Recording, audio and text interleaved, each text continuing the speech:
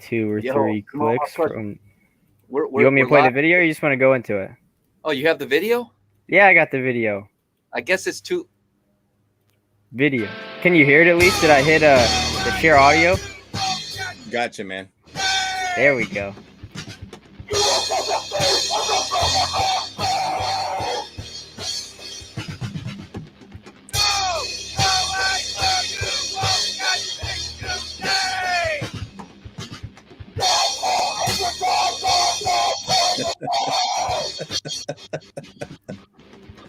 Still makes me laugh.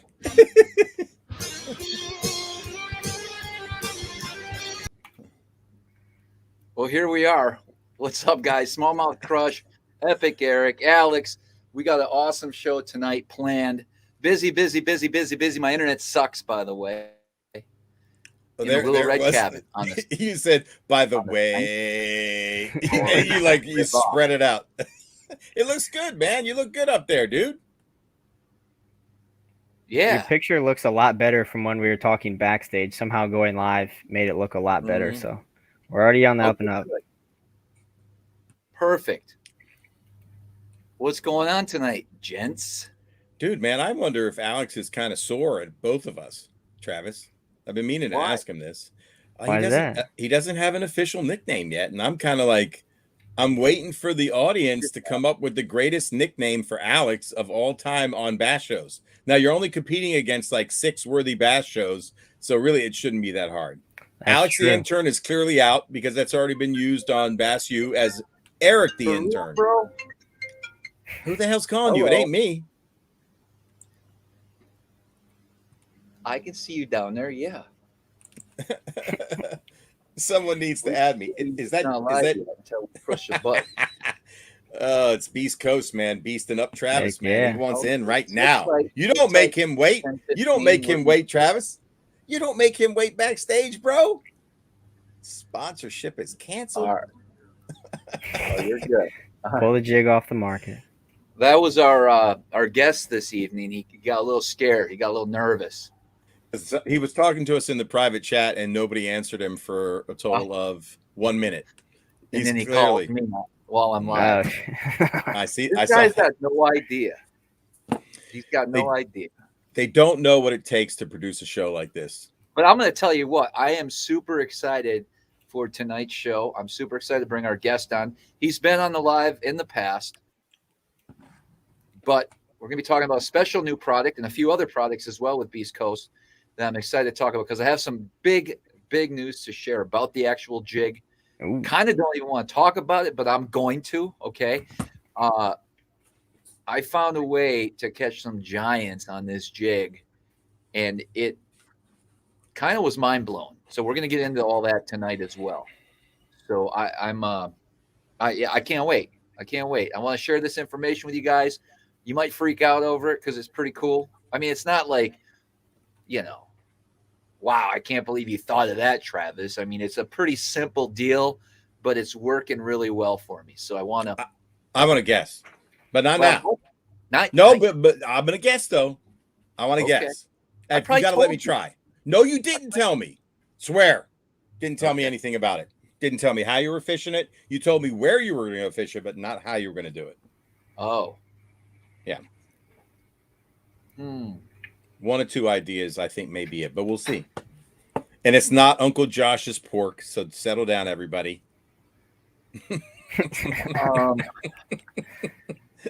Now that would blow everybody's mind. And you filleted it like Randy Blockett. Never mind. He does fillet his pork, by the way. I cannot wait. Never mind. What does filleting the pork help him do? Why does he do that? He thins out the fatty part of that first meaty part. He cuts a little 1/4 inch off the front, and then he might trim the sides. And it'll how many times he probably throws that in a year? 0 to 2 times. Zero. But he revealed the secret of 30 years, Travis. You gotta tune in, man. Make another YouTube video tomorrow. Exactly. This time, let's talk about how you should always fish naked. Are you a little sore because he's rocketed right past you to like 45,000 subscribers and they're absolutely blowing up? No. I don't. I it sounded like sour grapes. Now I don't want to accuse you of being a sourpuss.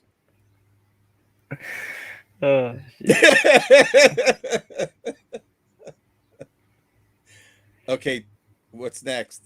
I don't know. I'm just listening to you guys. Oh, I thought you were talking a minute ago. Let me share with you let me give you a layout here real quick. Yeah, please share with us. Share with us. Okay. Yes. Okay. We're ready for sharing. So behind me is the cabin. And if my cord goes far enough, which it doesn't, I could bring you inside. But we got the bass boat there. We got the truck. And then the St. Lawrence River is right across the street. And yeah, this nice little simple cottage setup here. So Darius King with that's my Alex the home. Hoosier Hammer. I don't know about that one. I think that's awesome, man. Alex the Hoosier Hammer. That's Alex. You get to pick, man. Or do we have the fans decide? I mean, that's right in there, right? That's a good one. I don't know if I could be considered a hammer yet. Haven't done anything too crazy. So what about Alex the Hoosier Emerging Hammer? There we go. Future Rubber hammer? mallet. Let's leave sports names out of it. Oh, that's the girlfriend thing again? No. Too close to home, dude? I don't follow sports, and I don't want anyone else to. You've been drinking? What are you even talking about? No. Travis Tacklecraft says you...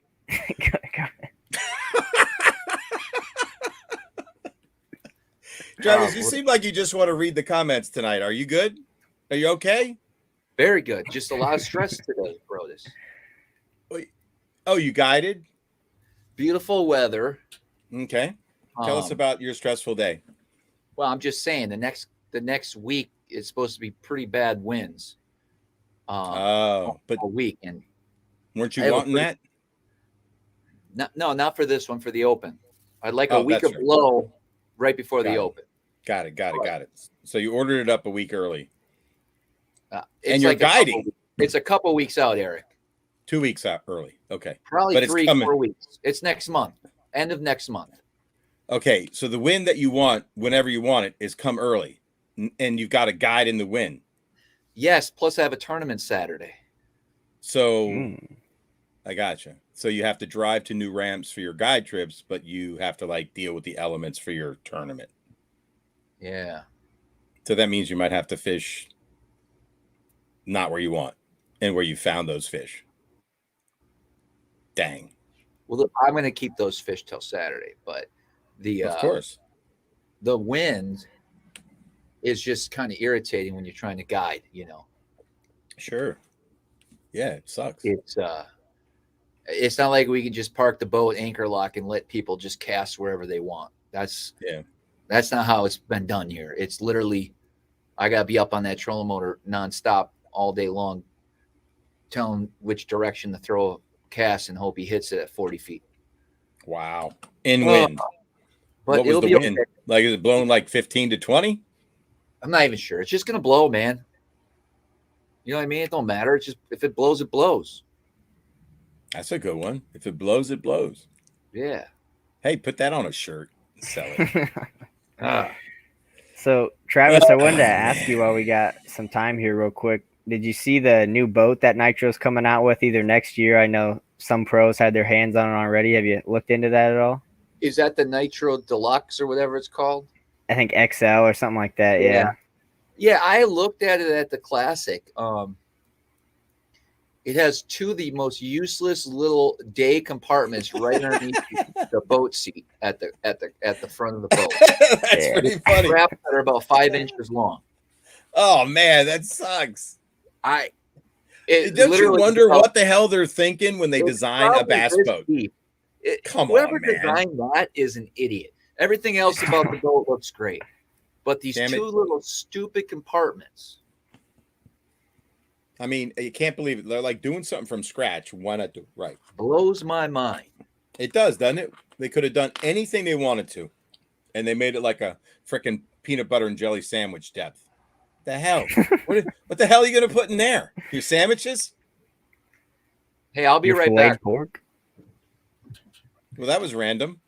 He's bailing on us already. All right, I want to hear from the audience, man. I saw some nickname things. If you gave us a nickname right now, hopefully we'll get them in order. If everybody else could refrain from commenting, I want to see what everybody's ideas are for Alex the intern, and I'm gonna do a giveaway. I don't know what it'll be, but it'll be good for whoever the winner is. And Alex gets to pick his own nickname unless me and Travis find something that's just brilliant. And Alex, we might have to outvote you. So, all right, let's see. Let's let it marinate for a second. This is the contest moment. Alex is going to put the contest names into a random. Oh yeah, it is, man. Now I want to show you something. Oh, why won't it work? You haven't even tried. Alex, so I have a program that we use to create thumbnails and stuff like that. Alex, were you in there at all today or recently? Yes, but I was on my account. Not yours. Previous work that maybe caught your eye? No, I was on my account, so I haven't gone into your side of it. I can when I log into your account, but I was just logged into my account today making stuff. Okay. Long story short, if I want to go catch a smallmouth bass, apparently in Canada, I need to get a shot that's not proven where you still get COVID. Wait, you already talked about this. Well, my point is I went through with it. But you already talked about it. I made my card. Oh, there you go. Right. Now. Oh, that's not good. Well, all you could do is do the best you can. And hope you don't get pulled over by the Royal Mountie Police. All right, let's see. We got Alex Nails, AI, Epic Alex, RIP Travis. Who's your Alex? What else, man? Alex Nails, Skinny Chesney. I think that was one for you. Yeah. Galaxy. Alex DeRookie. What do you think, Alex? Is anything hitting you, man? You never know, man. Just wait for it. Let it happen. Let it marinate, man. They're pretty creative. Yeah, I don't know. I thought AI was pretty good, man. That is a good one. You're smart as shit. I think it's AI, man. What's up, AI? I like it. It rolls off the tongue. It's quick. He's sharp. He's smart. Yeah. He's AI, man. I think that might be it. Jay Henning. We can go with that, yeah. Yeah, man. AI's it, man. You know, when it hits, man. A-Train. There's another A-Train. It's a late entrant. I'll pass on A-Train. I don't like that. Okay, that's the guy from Taco Warehouse. We look too similar to be doing that. If anyone knows who that guy is, that's dope. Right. AI, man. AI's in the house. I like it, man. All right, John. Let it marinate a little bit. Okay. Well, now you're telling me to let it marinate, man. You said it could never be done, and there we did it in 5 minutes. Next week, by the way, before I forget, I believe we're going to do a Patreon on Monday. So next week, Monday is a Patreon. A lot of you guys already support the Patreon. Let me know in the comments if you want to do a little fish talk and then maybe a little conspiracy talk that night. Just let me know. Curious. And I'm not going to say conspiracy talk, but just my view on the world. And I'd love to answer and take questions. Way to own it, man. We'll see you Monday. I won't be joining. For sure. And I haven't decided yet. That's if I did watch, it'd be like this. You remember that Clockwork Orange where they had the guy's eyes like this and force him to watch? That's what it feels like to me. It's torture with my eyes open. Oh, man. All right, here's what we're going to do. We're going to bring our one and only guest for the evening on. Beast Coast in the house, and we'll go from there. Unless you guys got anything. Let me know if I missed something here, Eric. His new nickname, I think that's badass, man. I think a lot of people sounded off that they like it. AI in the house, man. I think it's a good one. I dig Jay it, Henning.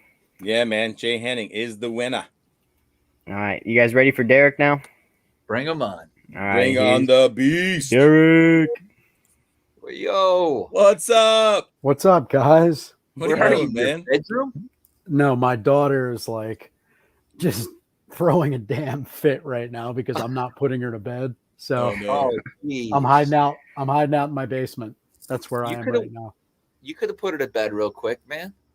No, dude, that becomes a whole thing. I Yeah. want nothing to do with that. I'm just chilling, Listen. drinking a beer, and ready to talk about fishing for a little while. Nice. Heck You're yeah. looking good. It's been a while. You got fresh haircut and everything, man. Oh, dude, I'm so pissed. My barber chopped like all my hair off, and my receding hairline's freaking crazy right now. So yeah, I was like not too happy about it, but what are you That's gonna all do? right, man. You're rocking it. Yeah, dude. There are way more important things in life, right? Hell yeah. Than a damn haircut. So it's all good. Sure. All right, thing. Travis, what are you doing, man? You up there? You Yeah, up there just trying catching to them? catch a couple fish, up here on the St. Lawrence, and it's been hard work, but I somehow managed to catch a healthy bag every day. It's just very, very tricky. A lot of boat pressure, more than I've ever seen in my life, and that's obviously due to all these big events coming up here and drawing publicity to the area. Yeah. So it's just going to change. It's going to make people change how they fish here in the future. Not only do smallmouth typically, a lot of times, I know rocks structure stays in the same place, right, for years and years and years. But what I found is there's a lot of areas where I've caught fish in the past where they're not there the next year, or they're there one year, not the next, and back the following year. So it's interesting. Every year is different up here. That's for sure. Yeah, for sure. So what do you Cool. think makes them, if they're there one year, why are they not there the next year? Is it bait? Is it gobies? What's the deal with that? Good question. A couple areas, I really don't know. I guess one area for sure. I had a really nice little grass edge that I used to fish here, and the grass actually kind of shifted and changed slightly. And I feel like for some reason the smallmouth are not relating to that area. I almost won. I had the winning fish on. This was actually 3 years ago now in a BFL up here, a 2-day event, and I caught all my fish on the grass edge. And the following year, I could not wait to get back on that grass edge, and they never showed up all summer. Wow. And then this year, I checked on them back in July, and I went there today, and I did see a big one, but I was talking, there used to be like 60, 70, 80 of them. You think like a perch boat rolled up and caught all the bait? I mean, like, Ooh. it's No. possible, right? Because Alex brought up, I think, a really good point. If there's no bait, it doesn't matter how lush the grass is; they're gone. And There's bait there though. There's so Okay. much food in the St. Lawrence River. It's nothing to do with food. You can drop down and get goby bites. You can throw a small little swim bait and get perch pecks all day long. You can catch a bass anywhere and they're coughing up crayfish. So they're just being a bass, a smallmouth in particular, and being pelagic. They're just roaming their ass off like they do every year. You got to go refine them. But come back. I know. I mean, they found a new patch with a bunch more gobies and crayfish and so they're just gone. Or somebody caught their asses and weighed them in, and they didn't bother swimming the fuck back. I don't know. That's what I was gonna say. It could be the fishing pressure, Travis, like you just talked about. It's probably getting fish more than it ever has, and these smallmouth are not going back to historic areas because they get smart after they get caught there 2 or 3 times. No. The place to be. Or they just stop at the next food bar, and that 50 miles away. There is millions of smallmouth in this system that have never even seen a bait yet get caught. Then it doesn't make any sense. What the hell? I ain't got the answer. We don't have the answer. AI doesn't have the answer. If AI can't figure it out, it's not figure outable. That's right. Anyways, back He's to AI. That's his new nickname, Derek. He's I AI. got it. I like it. Yeah, I like love a it, lot. man. It's badass, man. We figured it out tonight. John Henning, thank you, brother. Derek, I know you got a lot going on. I know you got a lot of different products that you're coming out with. I know inventory's low. I know there's a lot of issues right now with bait companies and supply and all that. And I know you were affected with it. Give us a little update on the company itself and kind of where you're at today and kind of what you see moving forward, in the next 6 months. Yeah, so we got, well, firstly, yeah, like even though we're such, like, this business is really tiny, and so, like, comparatively, I can't even imagine what some of these bigger brands are like dealing with, because everything, something that used to take a 45 to 75-day turn time or lead time, whatever you want to call it, is literally like now almost 4 months to get certain Wow. products.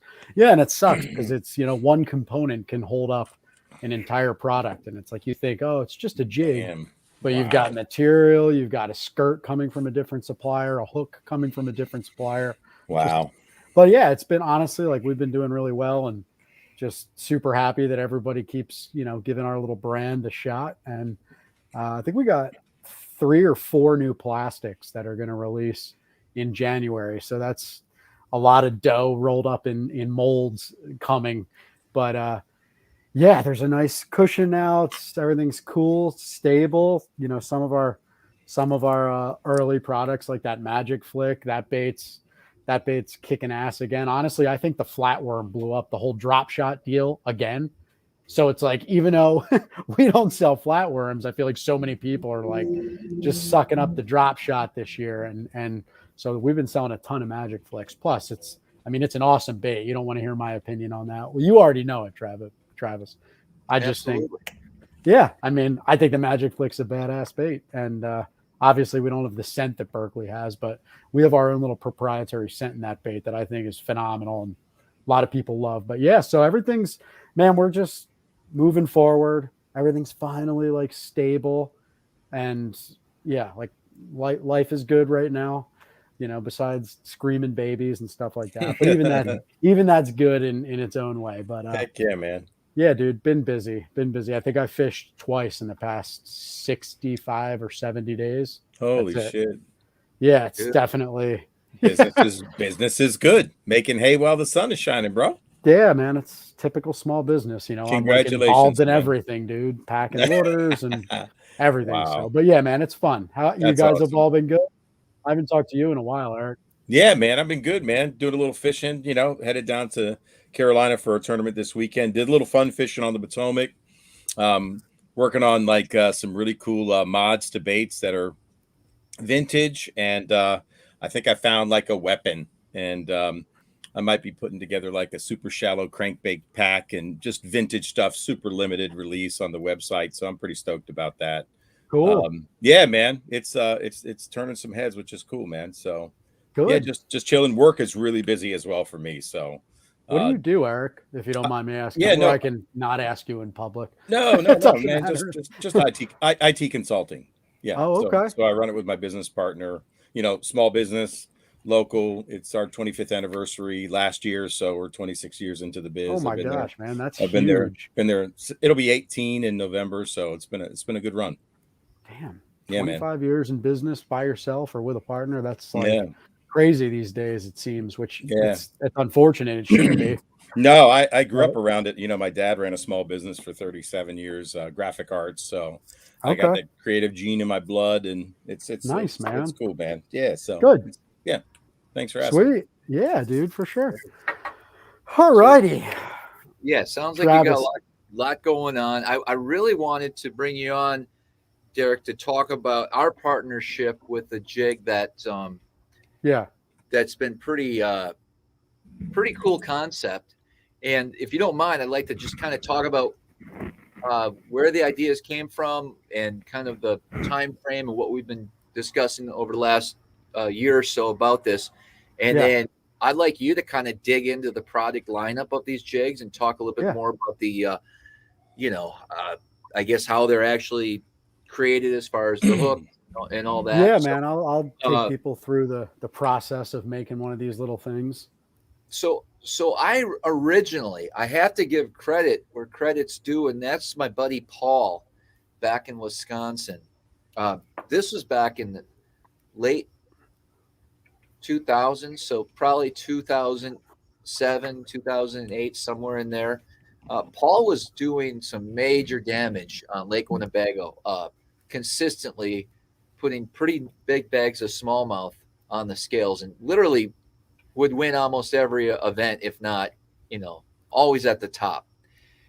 And he was the guy when I first started bass fishing. You do your research.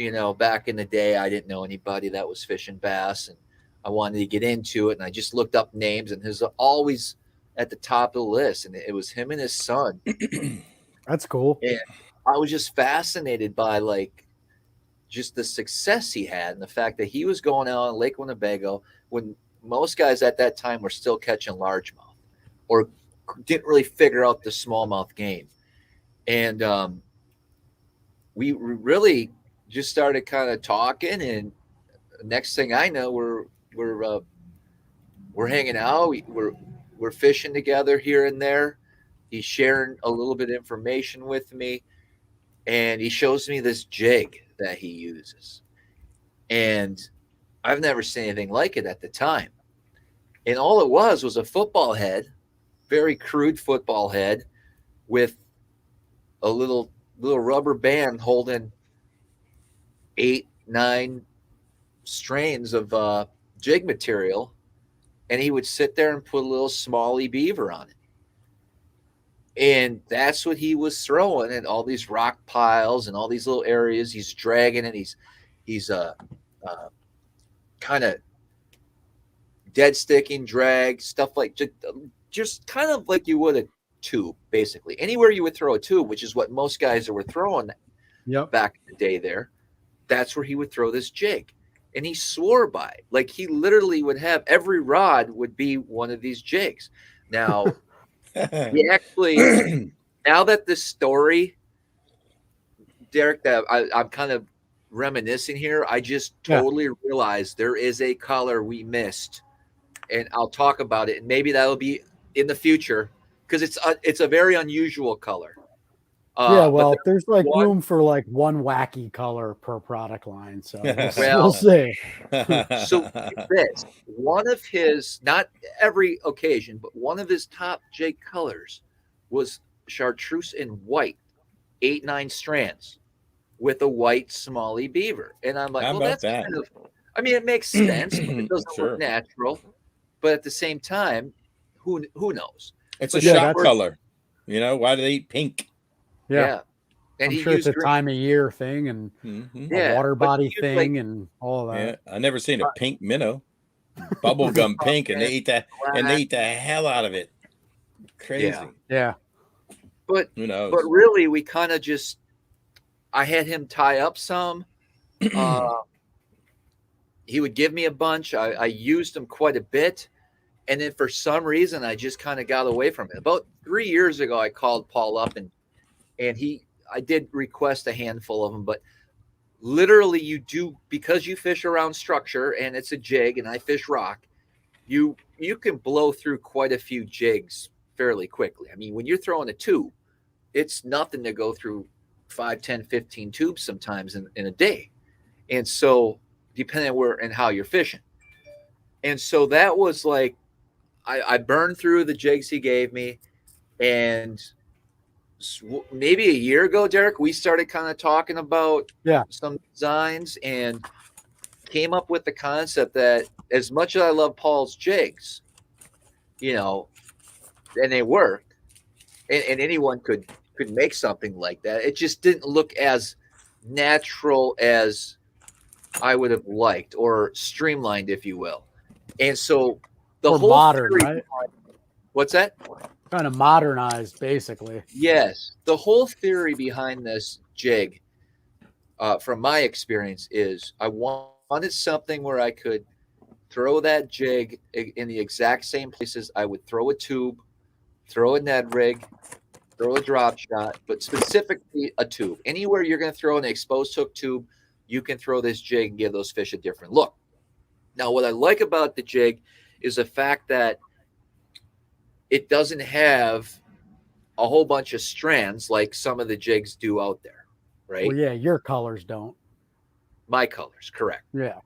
And that's what ideally I really was looking for, because I wanted the jig that was going to put more emphasis on the trailer, on the plastic trailer, over the jig itself. I want the trailer to stand out, and I want the jig just to do what it does, get that plastic on the bottom with a football head, with a couple crazy strands that just give that plastic an extra little bit of flair, if you will, down there. And it's dynamite. And I'm in the process right now of filming using this jig out here. Unfortunately, with cameras issues and stuff like that, I haven't been able to really like shoot a full show. So I took segments and different days, and I've just this week the experimentation I've been using with this jig has really got me super excited to use it. Not only that, I really feel that once I get it really dialed in, I think I could do some serious damage with it moving forward. And I want to talk about kind of how I'm rigging it up. But before we even get to that, I want to, I guess, let Derek talk a little bit more about the actual design, the concept, and all the different styles, what you're calling it. I know some of these jigs have a full body, we can call it, versus the trimmed out skirt. And so why don't you walk us through that? Yeah. So like, I remember when we started talking, I was just kind of like, because, you know, we're here in Connecticut, drinking beer, and it's making me like hiccup.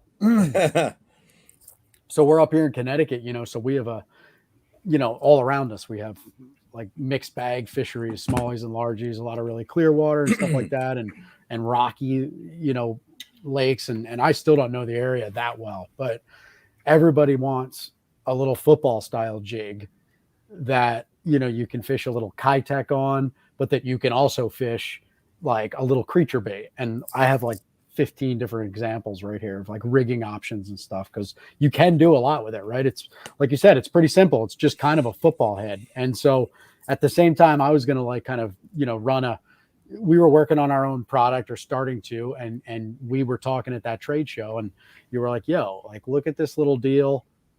Like, this kind of is what you're talking about. And you told me all your history with it and how you were kind of like shortcutting the skirts and, you know, kind of a relatively downsized hook and stuff. And so, yeah, we landed on this little deal. And, you know, I guess at this point, I'm just going to show it's so, This one's hard to see, but so this is Travis talking about as far as these like super subtle, I think this is probably like an 11 strand right here, 10, 11 strand.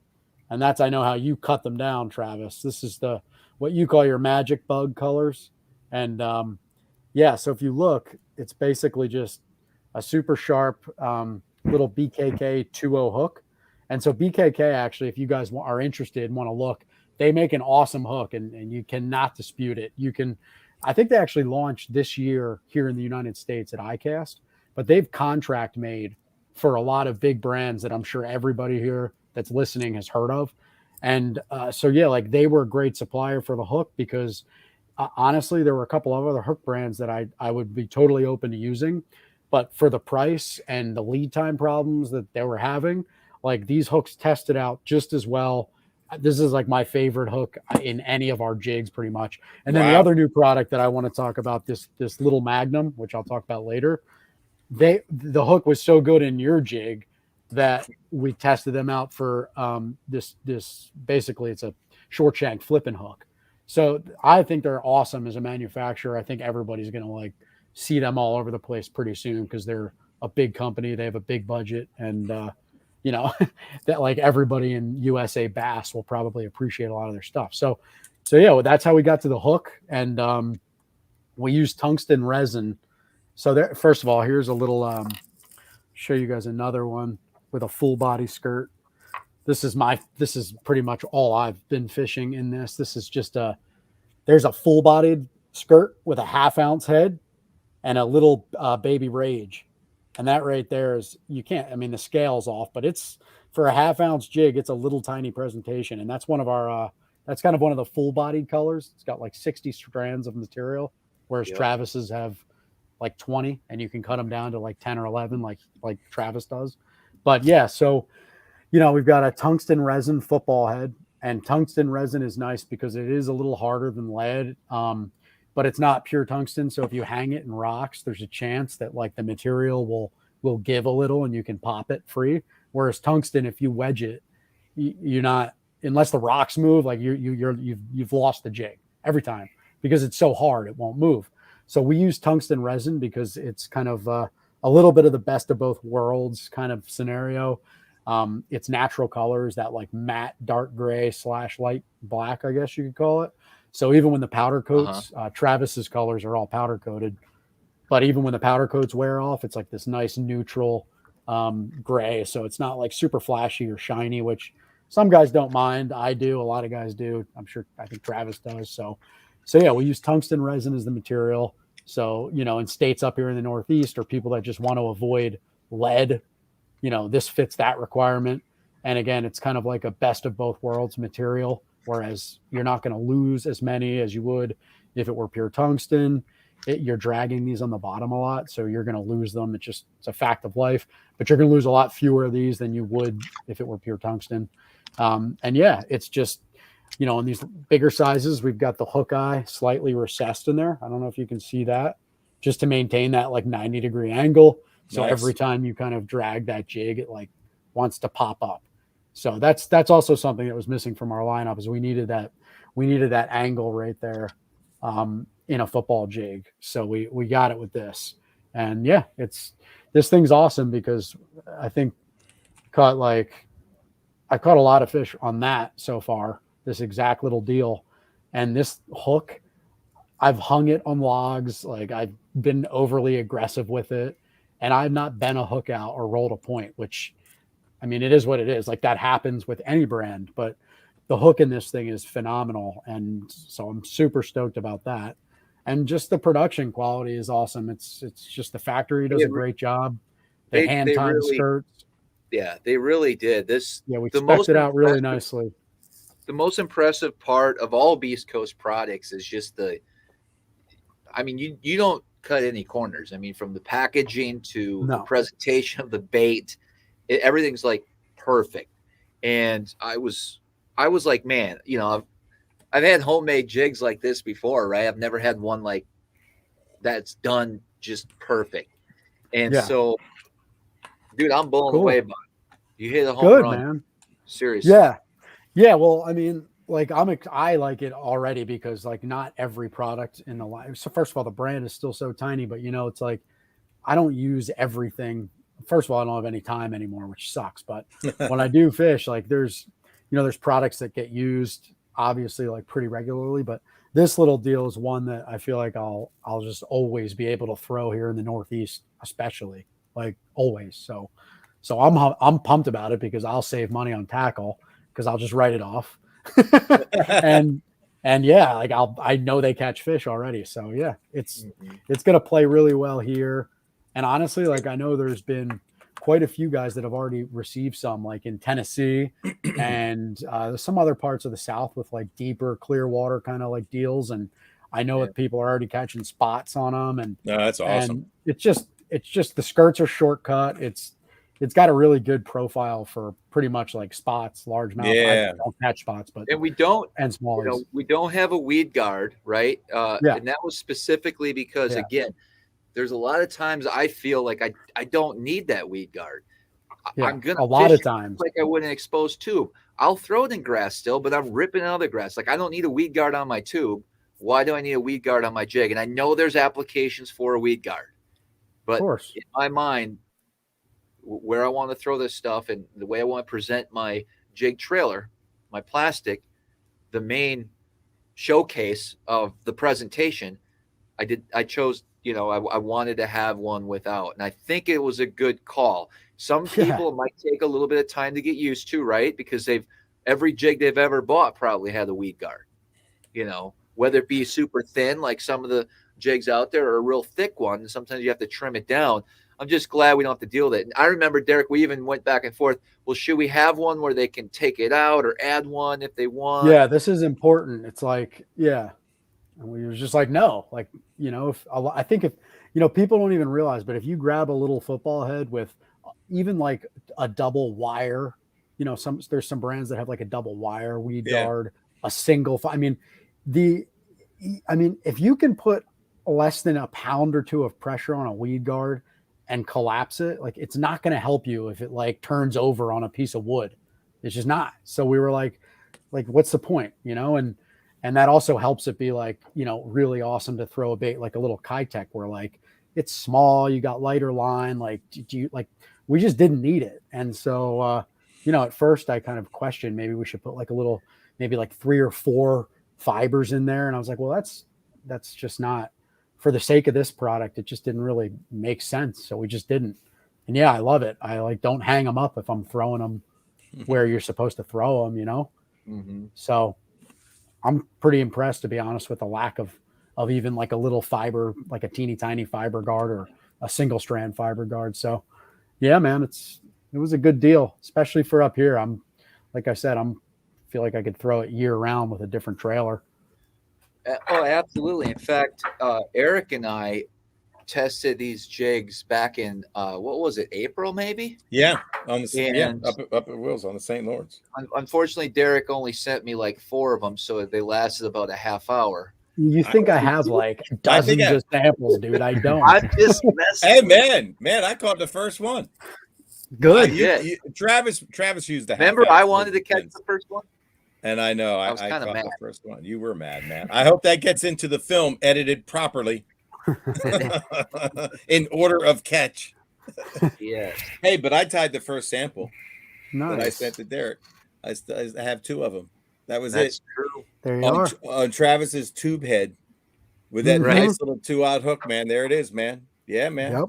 Yeah, That's like you said, it's not reinventing the wheel, but like it's definitely something where like it looks like an insect. Like I know it sounds cheesy, but like the way those few strands just kind of like subtly flare out. Yeah. And it's mostly about the trailer, which like if it's a beaver or something, like that little smallie beaver, you cut like a 1/2 inch off the bottom. In fact, let's talk about the material that you use, though. I think don't want to overlook the material. Awesome. That's bad to the bone right there. But go back to Travis's sniper jig. Talk about the material. I think you guys really need to mention. I think frankly, there's something to lack of material giving it even more action, and it's a subtle secondary action that really triggers bites with that. In addition to having that trailer more visible, it's got a lot going on. Less is more sometimes. Yeah. So what materials did you use? What with this jig? The sniper. Yeah, the sniper. I mean, well, we used for the actual head. We obviously used the tungsten resin. No, I'm talking about skirt silicone. Yeah, we used some of our. So we've got 3 stealth colors right now, and actually there's already 2 new ones being made. But so our stealth colors are kind of like our subsection of colors that don't have crystal flash. They've actually got living rubber. And some thick cut silicone, and then a set of thin cut silicone. So that makes up our stealth skirts. We've got 3 stealth colors, but Travis's colors, his MB colors, is because this whole deal with like, the 8 to 11 strands in the skirt, up to like 19 or 20 strands, he would call it magic bug, right, Travis? So so those are the MB colors. If you look at the product and you see MB ahead of the color name, I think there's 4. There's MB Mothman, which of course Travis had to have because he liked it. Somebody mentioned it like on the stream. On the stream. So that might have been the name for the entire jig. But Sniper's awesome. Sniper's badass. No, it's not Sniper. It's not Sniper, Eric. So what is it? No, Magic Bug. Well, I thought it was a Sniper jig. It is, but his colors are the Magic Bug colors. Yes. It's his thin cut. So walk us through. Yeah. So okay, now you got me confused. But anyway, Travis gets it, but I'll explain it. Hold on. Before you explain that, I don't want people to overlook the living rubber. It has way more high float than any other material out there, man. I gotta get in the house here and switch. I gotta get some better light. Mosquitoes are killing me. So excuse me 1 second. Sure thing, man. So look, here's the deal. If you look at these 2, that is the same jig. Yeah. This is Travis's color. You see how it's got very minimal skirt material on it? Sure. So those colors, we kind of coded MB for Magic Bug. And then there's MB Pumpkin, MB Melon, MB Sexy Melon, and MB Mothman. So that just stands for Magic Bug. That's kind of like, that's basically the color series, if you think about it that way. So you can see like, this is a full skirted stealth color that's got living rubber in it. You can see the brown living rubber. And then here's Travis's, which is what he's talking about as far as kind of being a super fine, really finesse deal. Yeah, definitely. Yeah. So is the name of the jig It's the a open sniper. water sniper? Thank you. Yeah. That's what I was saying. And then he goes, no. And I'm like, Oh. wait a minute. It's the open water sniper jig. Yeah, I he wasn't had talking me about the confused colors. too. I Yeah. think Travis was confused. Yeah. So again, I'm just glad I got the name right of the jig, and I Yeah. get that his colors are the Magic Bug series in multiple flavors. And I was really referring to the living rubber and Real the quick, skirts I'm not because confused. I'm not confused. I'll be right back. no, you mean I'm not confused. You're confused. But anyway, as I was saying, I Yeah. really think it's important for people, those who aren't familiar with, living rubber. It's the skirt material that your granddad used, like in the 70s, super high float. Living rubber, nothing like it. Silicone does not act like living rubber. And the Yeah. secondary action you get when you stop that jig, that living rubber is super high float, and it just has a ton of motion. Not saying that silicone doesn't, but living rubber has an X factor of movement. So that creates secondary action in a jig. One of my favorite materials personally in a jig. I know you love that color. Thanks for letting me bring that up, man. Or I mean, I know you love that material because those little shakies that you had tied up, I think one or two of those colors had a living rubber tab or two or a strand or two. Heck yeah, man. Heck yeah, man. And I'm sold out, man. I mean, I'm having those are really cool, man. I fished twice in 60 months or 60 days. Dude, I've got them like rigged on a spinning rod, one of them actually. And I just haven't even gotten to throw it, but that's all right, man. Phenomenal. So. I'm so sold out right now, man. My supply chain, the help won't come back to work. It's basically me, and I quit.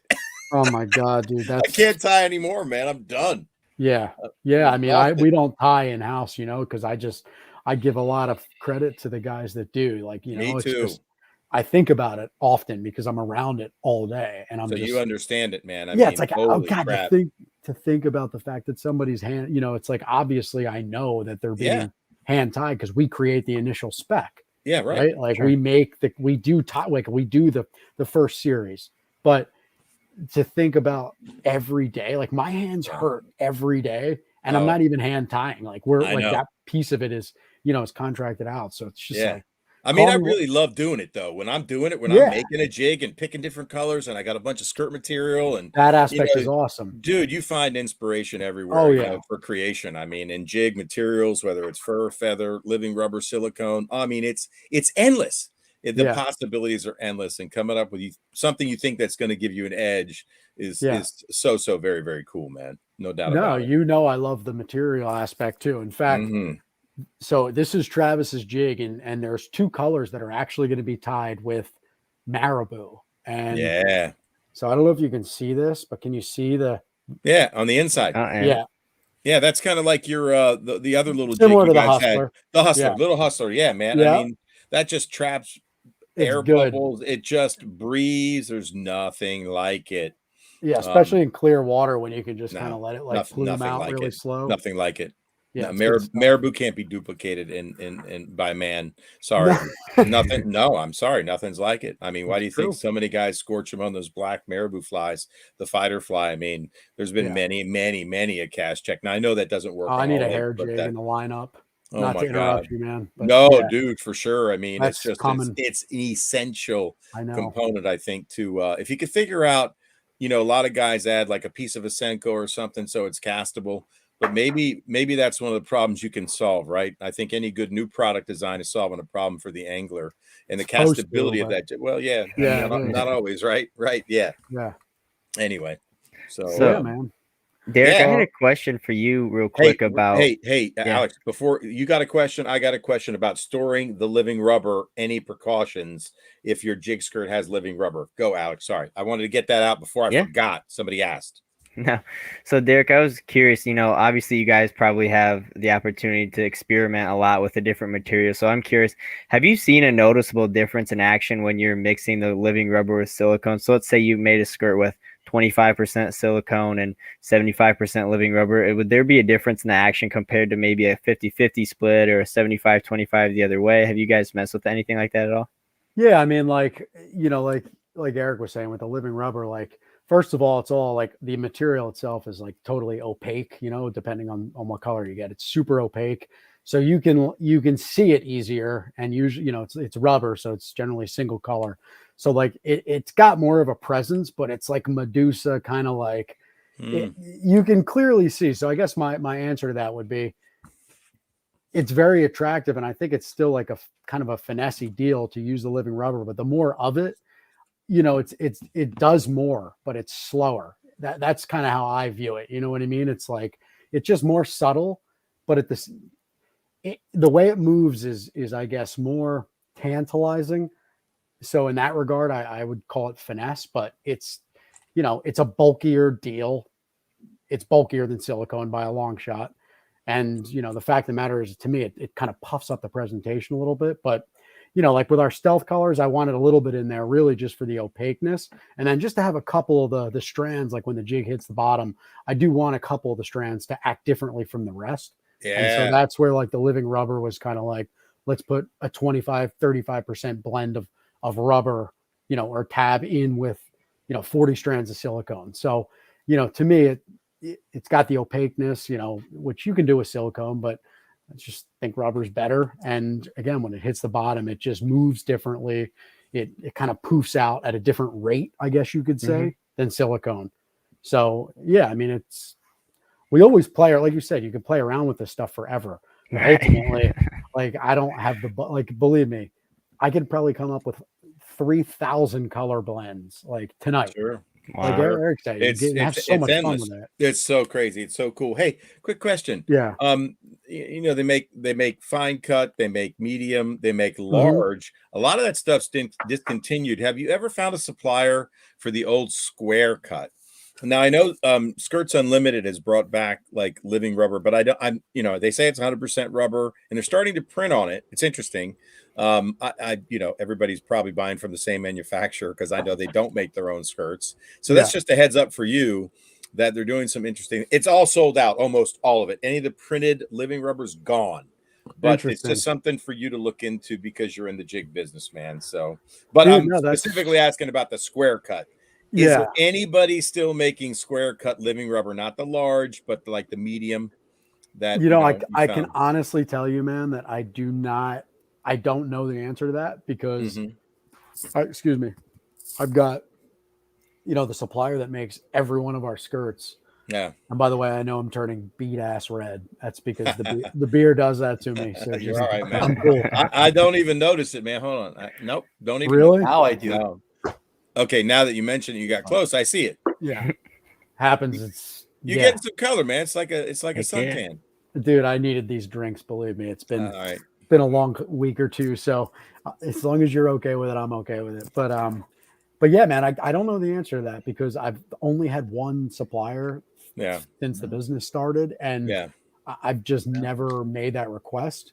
But they do supply, our current, living rubber, all those tabs and that raw material. So that's good. Dude, I'll reach you. I can try and look. No, just curious if it was out there, man. I didn't, haven't seen it in a long time. Square cut. There's flat, there's round, and there's square. And, there was all different diameters, except for the flat. I only thought there was one size. And I love a flat, rubber skirt for like old style buzz bait. And it just has a different action. Even spinner baits, man, like a Bill Post spinner bait, little Riverette spinner bait, like 1/4 ounce with a flat living rubber skirt, man. Oh shit, dude. That thing just is like way different than silicone. It's what I want. Gotcha. It's badass. Oh, yeah, you're very particular. I know that. It's a fish catcher. Home skillets. I'm back. I'm ready. What you got, Travis? Take over, brother. Roll right in. Come in heavy, man. What you got? Let me start with well, we saw you, guys. Dude. What do you got? If you're gonna fish these jigs for smallmouth, Mothman black is pretty much gonna be my #1 choice. However, Derek, I was blown away. I know you showed me pictures of colors. Yeah. Dude. So I got the melon color. Yeah. Which is unbelievable. The sexy melon, the one that looks like a goby? No, hold on. I'm going to get to that. Okay. So I saw the melon and I'm like, oh, that's pretty cool. That looks awesome. That's exactly what I want in a melon colored bait. And then I'm digging around a little more, and I go, well, what's this sexy? What melon? Sexy melon, dude. Sexy melon, you hit it out of the park, dude. Yeah, It's it's sexy. a really melon. good goby color. You don't even know. Like, you don't Nice. even know. You don't know. I do because we You know talked about goby that fisherman. Come on. color. But no, I don't know shit about gobies. I just know where they exist, and I know smallmouth get really big eating them. You did it right, dude. Yeah, it's a good color. That color is awesome, actually. It's selling Was really that the well. best one? Was that the best one, Travis, for you up there? Tell us about a very how'd you surprising. catch him? Okay. Listen. Man. So I have my own little. I just want to go through some trailers, right? Back in the day, I always went with a Smallie Beaver, and I still think that's a great trailer. Awesome. You can't go wrong with that. But I got some spider grubs. You know, Kitech makes that little 3-inch, 2.5-inch spider grub, salty spider, which will work great. Do you leave the spider head on, like the collar, or are you just trying to use the double I tail? didn't cut it, but I tried it with both, and it looks great because of the small skirts, not a lot of strands. It actually kind of gave that plastic. I mean, it looked right. So the Ned Rage, I think that's the Ned Rage. Mm-hmm. The baby, I think the baby Rage is a better option. Well, the baby Rage looks good, but this Ned, remember, we're supposed to emphasize the plastic here. For your colors, true. For the magic bug colors, you're right. Okay, fine. No, I think he agrees with you. I agree. So I went on a shopping spree once I got these jigs because I got all excited. And I want to share with you guys now, I have not had time to test all of these jig trailers, but and we'll know which ones work and which ones don't, because the ones that didn't work will be on auction in a month. Yes. So Berkeley makes something Travis, that called was a joke. Wide. You're supposed to laugh, dude. Come on. I You got did time. laugh. Breathe, man. Berkeley makes something called a wide shrimp, which would be another good trailer. I can't see the shape of it, but it sounds interesting. Wait, is that a saltwater bait? Travis, hold it up on your hand. Hold it up against your hand. So I bought it from. So this came from Japan. I was going to say it's a JDM Berkeley. JDM Berkeley. Yeah, it's like a salty spider from Kitech, except it's missing the bottom part. Okay, white shrimp. Let me go through this, guys, real quick. The Rage Ned bug we talked about. Reaction of age. Okay, the Smallie Beaver. Rage Ned bug we talked about. Okay, so Evergreen makes something called the 2.8 shrimp. And here it is. That's going to be another awesome trailer on the back of that. I promise you. Hear me out. Because, like I said, I wanted to get a bunch. Do Live Beaver, 3-inch Do Live Beaver by OSP. Okay, that's going to be another great trailer on the back of that. OSP makes that one. That looks like the Berkeley bait that went out of production that they brought back. It's almost an exact replica. What the hell was that called, man? Anybody remember that one? Yeah, I don't. Oh, I do. I'll get a package out. I'm sure you will. You know I will. It's right over there. Travis, this right here, I think is just an awesome. Look, can you see the screen? Yeah. That's a Smallie Beaver with the paddles removed on your little bug deal. And to me, it's just Critter Hog. It's awesome. Critter Hog. That's what it was called. John Mango. Critter Hog. Power Hog. Bo Judd. They got it. See, everybody on these stream folks are game on, dude. You can't show them nothing. That's awesome. It's hard to stump them, dude. Let me tell you. I can't see these comments. That sucks. You have to. Oh, there they are. I love the comments. Yeah, do 2 screens, man. Get your YouTube going with the comments. Yeah. So this is V&M makes a V&M Cherry Bug Junior, which is going to be another awesome trailer. Now, this doesn't have a whole lot of action, which sometimes is great. It's got a flat bottom to it. It's going to just drag across the bottom really well. It's got the bigger claws, and then it's got little tentacles on it too, okay? That's one I'm pretty excited about. Here's another one that's kind of interesting. It's the Valley Hill Devil Shaker 2.3.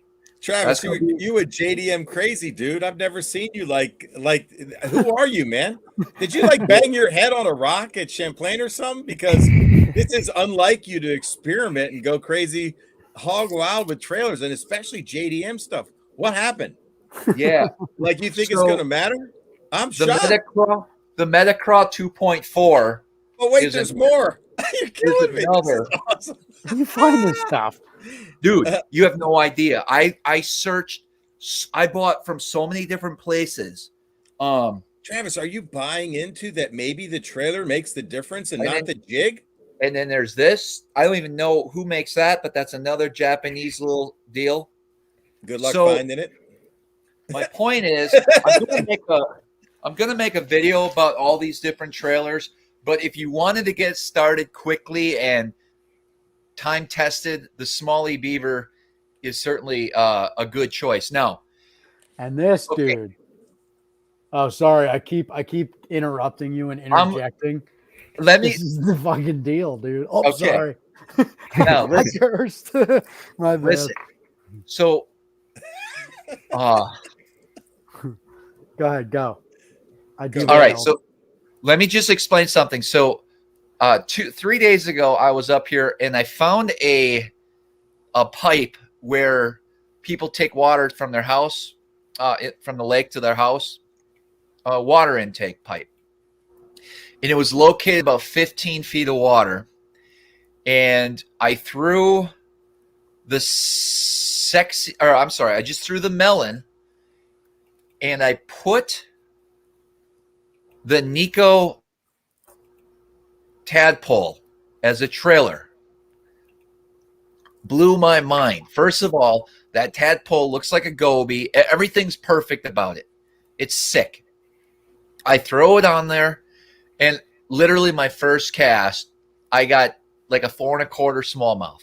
Nice. And I'm all excited because I actually rigged that prior to coming up here with that tadpole specifically to catch a fish with it, right?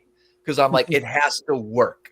This has to be like the perfect, they've never seen anything like it, setup. Then on my it wasn't my second cast. It was probably my third or fourth cast. I spanked like a 4-pound largemouth off that same piece of structure on that jig. Wow. Dude. And my sixth cast, I got it caught on the pipe and it came off. It broke. And that was that because I So- only gave you like but 3. that's okay. But you, I know. I mean, that's like 2 out of 6 casts. You get 2 really good smallmouth. You got to be stoked. And a largemouth. Yeah. So here's Oh, where and, I'm and a bonus largemouth. How big was he? I here's missed where that I'm part. really stoked. Here is where I'm really stoked. What happened to me yesterday with this jig. I tied so I do want to make one thing. I want to make a comment. If you're throwing like a 1/4 ounce, I feel like, or even a 3/8, well, whatever you prefer. But here's how I'm going to do it. That 1/4 ounce I really feel is designed to be thrown on a spinning rod, at least for me, because I throw tubes Really? on spinning rods. Okay. Wow. Huh. Yes. That's Yes. interesting. That's awesome. And so I use like a that, 7-foot medium Legend St. Croix Extreme with 8-pound braid to an 8-pound leader, and that's what I use to catch those fish on that 1/4 ounce sexy melon with a tadpole. 8-pound braid. That's what you use for a 1/4 ounce. That seems light. That's No, crazy. well, that's what I would throw a tube with. Yeah. No, I That's get what it. I throw my nets with. Absolutely. So yesterday I rigged up. I put this. I'm going to show you. Yeah, I'm just going to show you. So, this is a tube rod. What the? Hold on. Okay. You guys know I'm a big fan of the Ned rig. Okay. So, I'm like, That was my guess, by the way. okay. You threw Sexy- a Ned on the back of the jig. Sexy melon Ugh. with the goby colored Ned rig. I bet you swacked them on it. Dude, this is it right here. Do you see this? Yeah. So, and I tested in my aquarium before I left. That It motherfucker stands- stood up, straight up. It's straight up, and these what strands are left? Just, dude, they just flare out. Every little movement, they just Secondary action. You got like add. It's tertiary action. Secondary from the frickin' the Ned, and then tertiary from the skirt. Do you even know what tertiary is, boy? I don't, but I have a story. You did. It's for the third action. Secondary, tertiary. Travis, what about this deal though? The TRD bugs. I feel like that would be better Yes. than the. So, well, just there's the a Ned. time and place. The bugs would be great for dragging that along the bottom. And if you're worried about burning through soft plastics like a Smalley beaver, once you get that TRD bugs rigged on this magic bug, on the sniper. Yeah, that's a good point too, dude. We should show how. We to will rig. talk about that because I gotta finish the Finish story about the Ned rig, okay? Because it's very important, and I didn't want to. I don't care. Finish the I'm excited story. about what happened. Okay, so a lot of pressure out there yesterday. I'm running down the lake, and there was a spot that I fished quite a bit, and I'm like, nobody's there. I can sneak in there and jack on a few fish. Why not? I get there, and they're set up in the exact same place I would throw a Ned. And so I threw it at it. I caught like a 3-pounder. I'm like, whatever. I drifted out deeper. Now I'm in like 50, 55 feet of water, okay? I look down, and there's a bunch of them down there. But so I deal with these fish in this particular area quite a bit. And they are they're not too happy at that 50-foot range.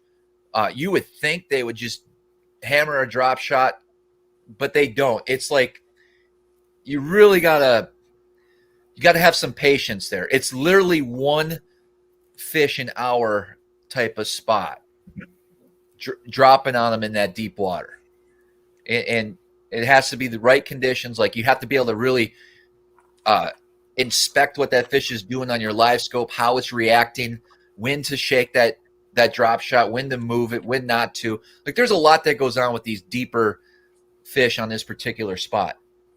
So I had this rigged, the Ned, just like this, and I'm like, screw it.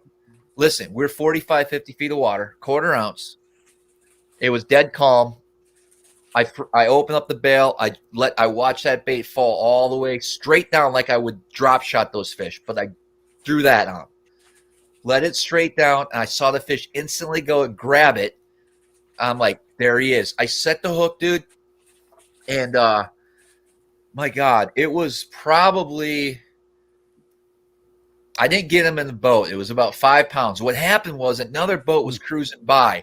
So in the middle of the fight, as he came up, I had to free spool the bitch and let him go back down. and this guy was like idling or something stupid, just staring at me. And so I had to pretend I was just chilling, you know? And so he got off. Once he left, I'm like, well, this was a lot of fun. These are big fish. I really should save them, but let's see what this one does.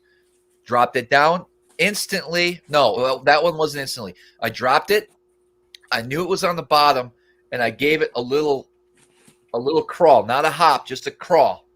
Stopped it, and a bite at 45, 50 feet is something everyone needs to experience. It's literally a little tick, and I felt the little tick, and I'm like, okay. Now what you do when you feel that tick, I tell my clients this all the time, is you reel, you set the hook. Even if you think it's a goby bite, it's not. It's a 5-6 pound smallmouth. Set the hook on that bitch. So I go, there he is. Boom. Jacked on him. Got him in, dude. That one was just under 5 pounds. Okay. And I was like, damn, this is amazing. So I dropped down one more time, caught another 4.5, and then I left. But, and it was all on this setup right here. So this might be my new favorite setup. Saturday, this thing's going to be tied on. Nice. I'm Dude, I'm stoked. Such so a like cool you fight. said though, dude, with the Z-Man stuff, you got to just pull it away. You got to pull that material over that double weed guard because that Z-Man stuff, there you go. Once it's on there, it's on forever. Shit, yeah. But I don't use a lot of Z-Man, but in playing with them, dude, like they're awesome for this little deal. I just But I don't I love do Z-Man. I do want to say rigging this. You got to See, take the Z-Man off, right? You can't leave it on, right? How does I'm Z-Man leaving with it on. silicone? Here's No, what what I I mean is, how does the Z-Man react with the silicone skirting material or rubber? Do we know? I don't ever use Z-Man trailers. Occasionally I have, but when I throw jigs back in the box, I'm rigging up maybe- about 5 of maybe. these before Saturday, I think you're going to be fine. I don't. so I but don't long have to term, do it in the boat. like long term, I don't know what the effect is. So I was just asking the Mhm. question. Listen, If you knew, This Travis, was not, Eric, this was not the easiest. This wasn't just a push of plastic up and you're good to go. sure. I pushed it, and then I had to pull one side down, and I had to pull another side down, Took a line little it bit up to rig. again, I got do you. it one more time, because Sure. I like things perfect. Like it has It's to got to be. You want perfect. that thing corkscrewing on the way down? No. Although it might And get so bit. my plan was like a to tube get, jig. I wanted to put 4 or 5 of these ready to go. I think that's smart. Uh, That's just so I don't smart. have to do it out in the boat in big Hell waves. yeah, dude. Hell yeah, dude. Rig them things up. You might need more than 5. Why not rig up like 10? I'm not dragging it. I'm literally dropping on it. Okay. I got you, brother. Never mind. I got you. Yeah. These I mean, comments. Derek, have me I don't think so Derek sidetracked. realizes what he got involved with here. Like, I'm gonna burn through some jigs, bro. Good Well, for dude. sales. It's not going to be easy to get more of them. Good for Just sales. kidding, dude. It'll be easy for you. I got you, man. Hey, I Derek, know. here's the living rubber printed. That's 100% rubber printed. Got it. There Got it is, it. man. And yeah, like, a lot of really badass colors, man. Just FYI. They make it. I bought it as soon as it came out because I'm always looking, you know what I mean? Yeah. Yeah. And it's square cut too. That's a tab square cut. So that's just, mixing it in with a skirt. If you could find the supplier, man, who makes it, it's Alex, Or I've been if, lacking. I've been I don't know lacking if on it's the made comments. here. Pop your eye Yeah, here. so Eric had a question earlier that we skipped over, but he reminded us to ask it. So about the storing of the living rubber skirts. I know some guys with frogs, they'll put like baby powder in there. Derek, have you seen a best method of storing those jigs? No, I mean, honestly, I'm the dude that throws them in the box. And truth be told, I lose pretty much every jig in my box within like a month and a half or 2. And that's like a fact. So I just like going backwards to what Eric was saying. I would never throw jigs in with a Z-Man bait. I just wouldn't do it. I feel like there would probably be a reaction, to be honest. But I don't ever have any issues, man. I throw them in the box. I try and keep the stuff dry. Like, I mean, the reality is I'm not like clipping jigs off and throwing them back in the bag or the box. Like, they're on a rod with braid and a fluoro leader until they're gone. And then a new one comes out. But yeah, I feel like the only thing you really need to watch, I mean, yeah, like if you want to like keep your stuff dry, like leave your jigs on your rods when you're, driving home or taking the boat back to the ramp or something. I know guys that like to put them in there dry, and that does help with like dry rot and stuff. Yeah. But like, how many people are storing a jig for like, I guess there are a lot of people that do it, but to me, jigs get used, and I get that. But I haven't had any storage issues, and truth be told, I don't know any like hardcore jig guys that have ever like kind of spoken about that. So I don't know. Maybe people listening have some insight. I just know never to throw jigs in wet and leave them for a year and expect them to be good. You know what I mean? Right. Hell yeah. Spot on with that, brother. Oh, what's up, Philip Green? If anyone does any type of dragging with a football head, I think that's going to make a very good bait. Of course, Tom Neat had a good day one on the open on Oneida fishing that style. He was using, I think he was using a Rage Croix. But where was I going with? If you could talk a little bit about your other new jig out there, and then I'm also curious. So you can purchase these right now on your website. Is that correct? Yeah. I mean, is there any stores that get these jigs yet? Yeah, so we've got a couple stores that'll have them soon. Obviously, Tackle Warehouse being one that a lot of guys will probably know. There's some local dealers that we work with here in the Connecticut area that I'm sure have an online presence. I know they do. So right now, I mean, our site has both new products. This is the one I'll talk about here shortly, but we've got some inventory, I think, of every SKU actually in your jig and this little Magnum. But whatever's on the site is probably what's going to be there for a while, just because we're busy and it's been so hard to get stuff. And honestly, we want to send a lot out to our retailers so that they can sell the stuff. But these will be pretty readily available, for folks that want to buy them in the future. But right now, there's some stock on our site. Absolutely. So, Travis, could you walk us through the exact setup you're using on these jigs? Hermit. I can see he's frozen a little. You got us, Travis? I can hear you, yes. Okay. Could you walk us through your exact setup? Rod, reel, line, leader, line size, all that good stuff? Okay, so let's just talk. So the 1/4 ounce, I will throw it probably more often than not on a spin rod. 8-pound.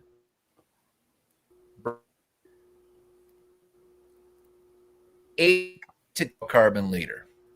What? You're freezing on us. You're freezing on us. Yeah, Travis, you're bad right now. Okay. I'm sorry, bro. You want to type it in the comments and we can, or type it in the chat and we'll talk. You're good. Uh-oh. No bueno. I'm right here. Come on. It's like every other word. You're freezing again. Damn it. Well, I'm sorry, dude. Type it in the comments. If you're right. Just type it in there real quick. If you're able to type, just cue your handset, son. If you can hear us. That was from was that from a war movie? What was that? Apocalypse Now? Yeah, when they overran the like center camp, man. Just cue your handset, son, if you can hear us, man. Take the tinfoil hat off the wireless router, Travis. Great. Platoon. Yes, thank you. That was somebody, Todd. Platoon. Yeah, that famous guy was always. I think Travis is like out for the count. Yeah, he's froze up. You guys mind if I talk about this little Magnum jig? No, man. Yeah, go for it. Did I send you samples of these, Eric? Dude, I lost both of them on the Potomac. Dude, I knew you were. I just really wanted you to I fished them this Sunday, man. I lost it on a giant snakehead. I did catch a couple bass, man. Yeah, it's a jig. But yeah, so this is kind of like the other. I love this thing too. So this is our little Magnum jig. Yeah. I don't know if anybody listening can see this, but there we go. Yeah, it's looking good. Yeah. So if you look at this jig, first of all, I'll just go into it real quick. This is kind of like, here in the Northeast, we have a lot of grass and wood. We have a lot of lakes where you want to flip something kind of small, but you've got to deal with grass and lay downs and wood and stuff like that. So it's like, how do you like what head design is best for that? And honestly, there's probably 3 manufacturers with this kind of, it's almost like an archy head that concaves to a point. That's the best way to describe it. Modified archy, modified archy, man. Yeah. And whatever you want to call it, concave or teardrop. There's Molex makes one, Kitech makes one. So we heard a lot that there was, people asked us for something like that all the time. So this is the little Magnum, and this thing is really kicking ass right now, to be honest. I think we have some stock, but so if you look at this jig, we actually have a micro line tie in this jig. That line tie comes from a 2.0 hook, and then this is a 2X BKK short shank 4.0. And if you can see how small that is like the shortest shank you will see on a 4.0 jig hook, like out. Like this jig right here is a 1/2 ounce full-size jig, but it's tiny. And that's because it's tungsten, first of all, pure tungsten. So it's 33 to 35% smaller. Yeah, Travis. We got you, bro. You guys hear me okay now? Choppy, but better. Okay, Derek, I got that. You sent me a couple of those as well. And Dude, they're although sweet, man. I am not the biggest jig flipper slash, when it comes to that, but if I was, that's a sexy jig to throw. And I'm definitely going to be more of a jig. Yeah, you should What's throw the it, man. application for that? What are you trying to accomplish with that jig? Is it more of a finesse approach? Yeah, well, so basically, like I just was kind of going into this, being here in the Northeast, especially, where I feel like anywhere where you got clear water and grass and also some wood and like laydowns, but here in the North, like that's a lot. And a lot of guys want like, tungsten because it's smaller. It's got a fast fall. Like at this 1/2 ounce jig will fall as fast as a lead 5/8 ounce jig, but it's tiny. So on lakes with smallmouth, like smallmouth in the grass, obviously, like on like a grass edge, or the largemouth in the summer, obviously, like you'll catch both of those species on this jig because it's tiny. It's our compact flipping jig is really what it is. And we have our Vanquish jig, but that's more of an Arky style, traditional Arky style head. This thing right here will come through grass better than, I mean, it comes through grass unbelievably well. A lot of guys love this thing. I have a buddy, Mike, in New Jersey. He's probably listening, but he actually was one of the guys that was like, yo, you seriously need to take a look at this, see if we can improve upon it. And so, yeah, we did we got this teeny tiny little hook eye. Is that Zampese? Mike Zampese? That Mike? Yeah, that clown, that hermit. I just checking. That's what I thought. Yeah. No, he knows you guys, I think. But anyways, I know does. him. He does. And so, yeah, Travis, you definitely want to pitch this little thing around, man. It's an Eric, awesome little jig. So with that jig, talk to me a little bit about the flipping it in grass for smallmouth. Honestly, I fished once this summer and I caught a couple doing it. What kind of trailer would you recommend, or what do you think? What have you been hearing? Yeah. So honestly, in my opinion, I think the two best trailers are a Baby Rage and a Berkeley 3-inch chigger crawl. And those two things to me, like for flipping a jig, those two right there, like the chigger crawl has kind of got like a heavier flap when the claws are flapping, and it slows the fall a little bit. My favorite swim jig in the grass, baby. That trailer right there. You just nailed it. 3-inch. Yeah, that trailer's awesome. I caught some janks with Travis on it. Yeah, I bet. It's got like a real those claws have like a real intentional kind of of movement, and that moves a lot of water for sure. Like you can just tell it's flapping. It gets bit. It gets bit. Flat out freaking gets bit. Yeah. So those two trailers are pretty much, I mean, to me, you need a trailer that's going to create more vibration, and then one that's a little more subtle. But you can also throw a little.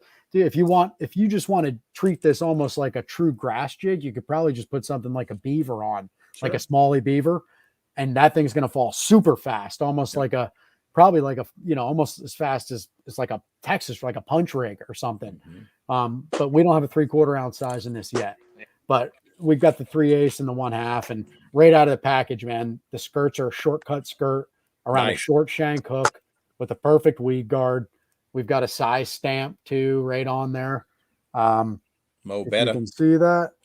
That's more for convenience. Like a lot of guys probably pick up a jig and they know what it weighs just from experience or whatever. But yeah, so yeah, man, this is our other new product that released right when the open water sniper jig, which is, really your, kind of from your brainchild. So those two just released, and yeah, they'll be available in Tackle Warehouse really soon.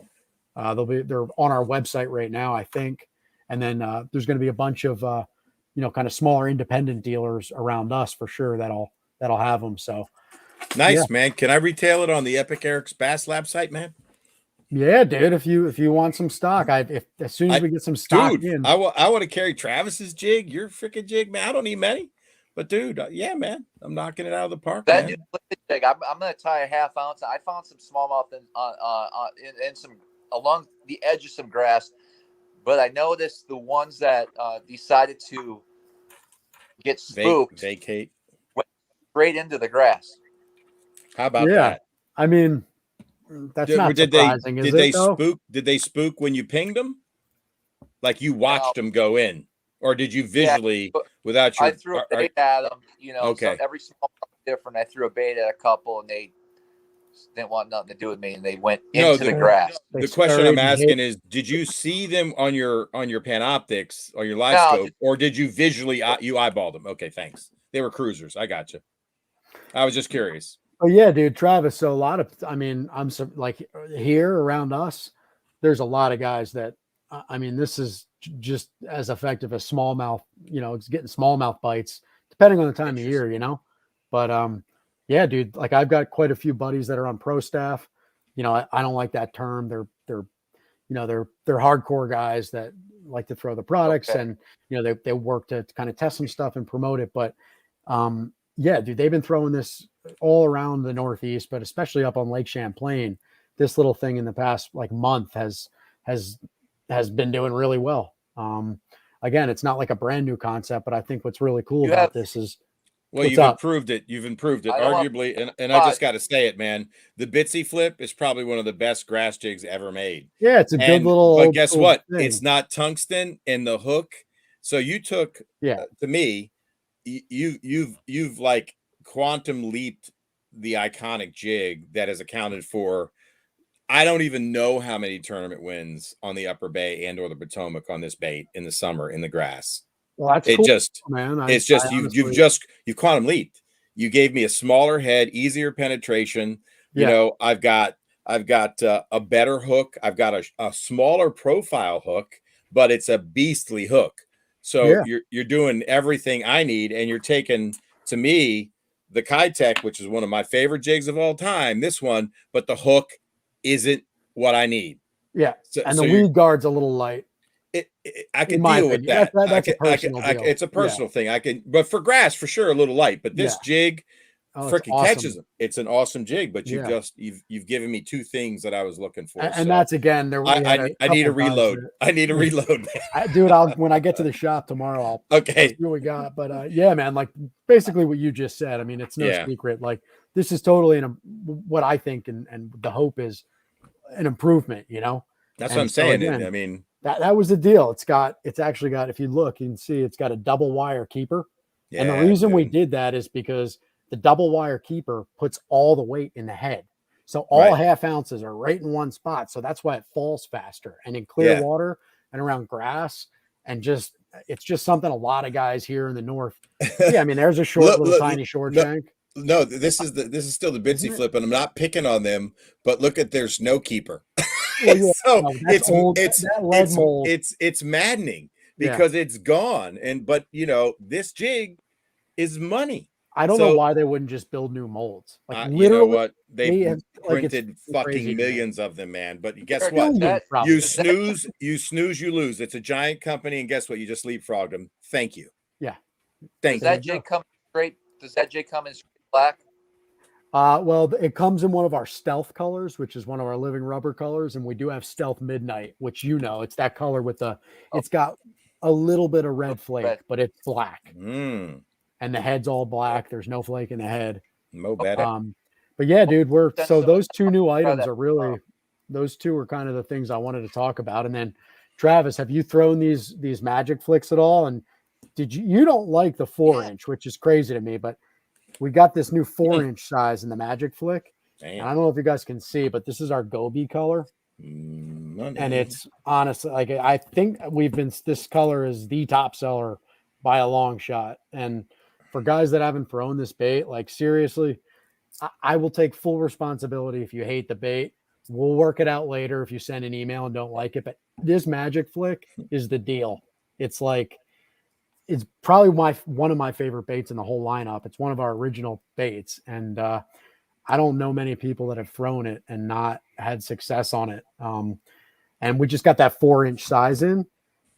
And these are our two new colors. So I just wanted to show these to everybody too, since obviously super relevant to this show, because I know you've caught fish on them. I just don't know if you've fished them recently. But these two colors are awesome. And we've got that 4-inch. Looking baits, man. Yeah, thanks. Well, dude. that perch color too, man, is pretty much, if you're looking for a perch imitator, I don't think you get much closer than that. Perch-tastic. Nice. I see some people in the comments that the Magic Flick's been kicking ass, and it does. Phil, what's up, man? The 4-inch has been wrecking them in New Hampshire. Good, man. Will, loving the Magic Flick. Yeah, it's good. Jay Henning, dude, just put it on a drop shot. It's a drop shot bait first and foremost, but the material is neutrally buoyant, and it's got like an hourglass profile. If you look at that, you can see how it thins out and then it thickens up again. So it just makes it want to quiver. And it's got this little underfin as well. You can see that. And honestly, you can rig it this way, which is the way it was designed to be rigged.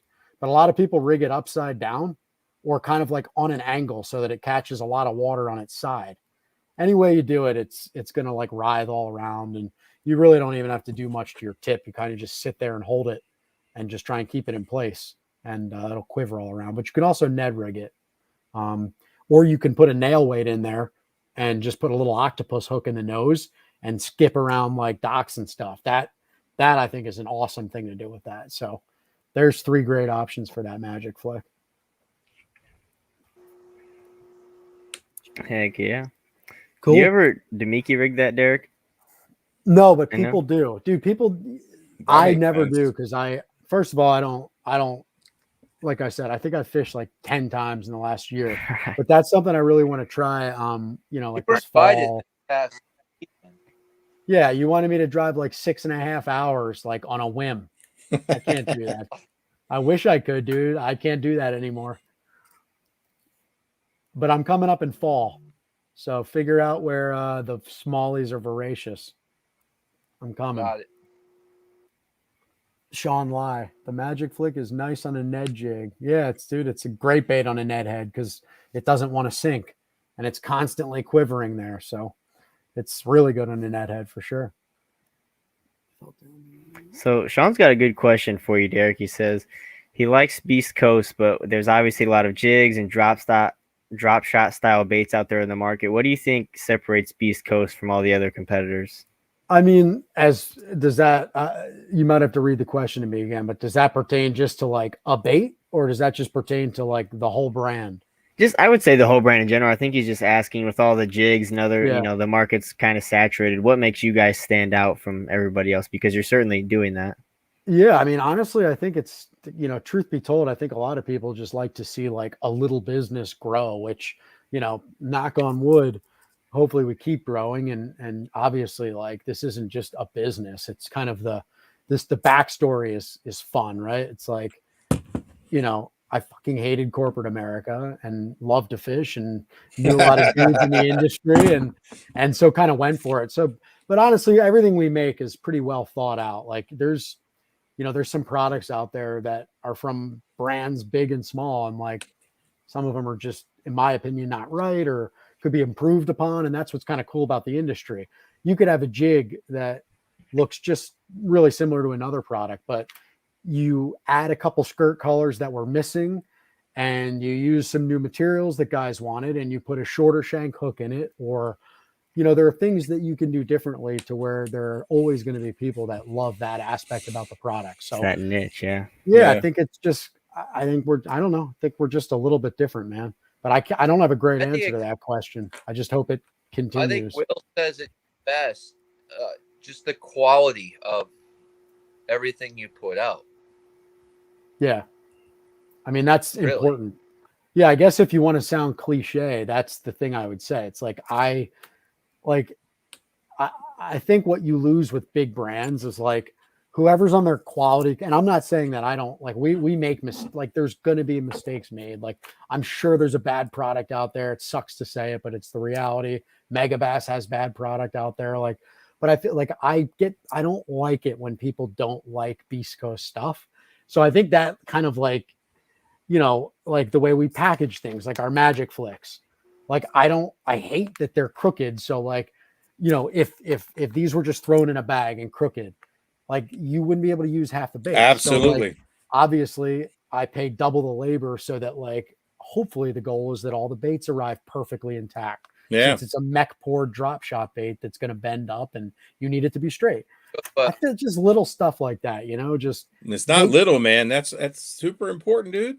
Yeah. And then in our swim baits, like, we've got clamshell packaging. Clamshell, super important, dude. Just little stuff, man. If you make good product, And I feel like if you do the right thing for the customer. Oh, Travis, were you trying to say something, dude? You're choppy again, bro. Oh. That's why nobody's hearing you. You're saying something, we don't hear you. Go ahead. Hello?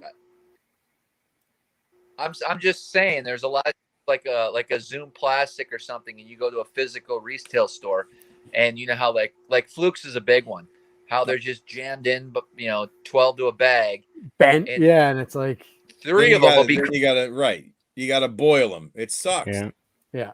If you have the I know a lot of people probably just like, oh, I'll sacrifice these 3 out of the pack. And like, that sucks. And then you jam them in your bag, and then all of them are caked, and you're really fucked. Yeah.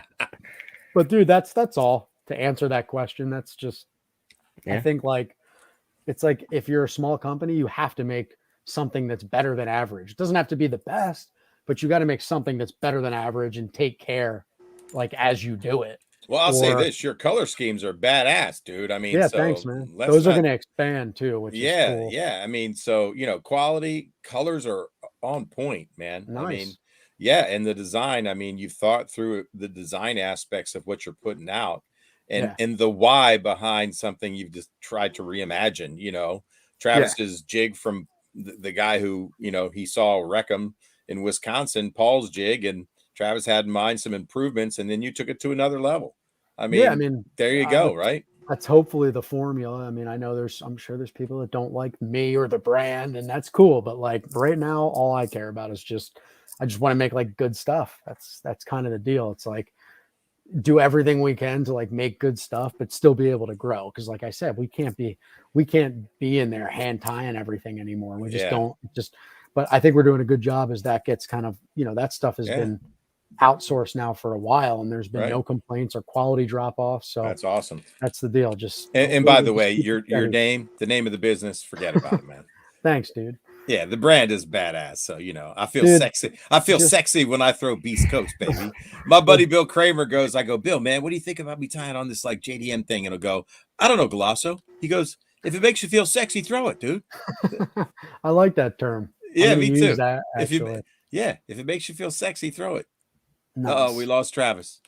Oh, so guys, I've got 5 more minutes. Is that acceptable? You're good, man. Yeah, we'll let you do the outro tonight if Travis doesn't get back on soon. Oh, you guys have to talk for 2 minutes. I got to take a pee. So, Alex, did you get any Beast Coast things to try? I did not. Travis has been hoarding them all to himself, but I can't complain. You need to renegotiate your contract, man. It's like funny. I said, all samples. Listen, if you're out there and you make a product, AI is now the single point of entry into the SmallmouthCrush stream.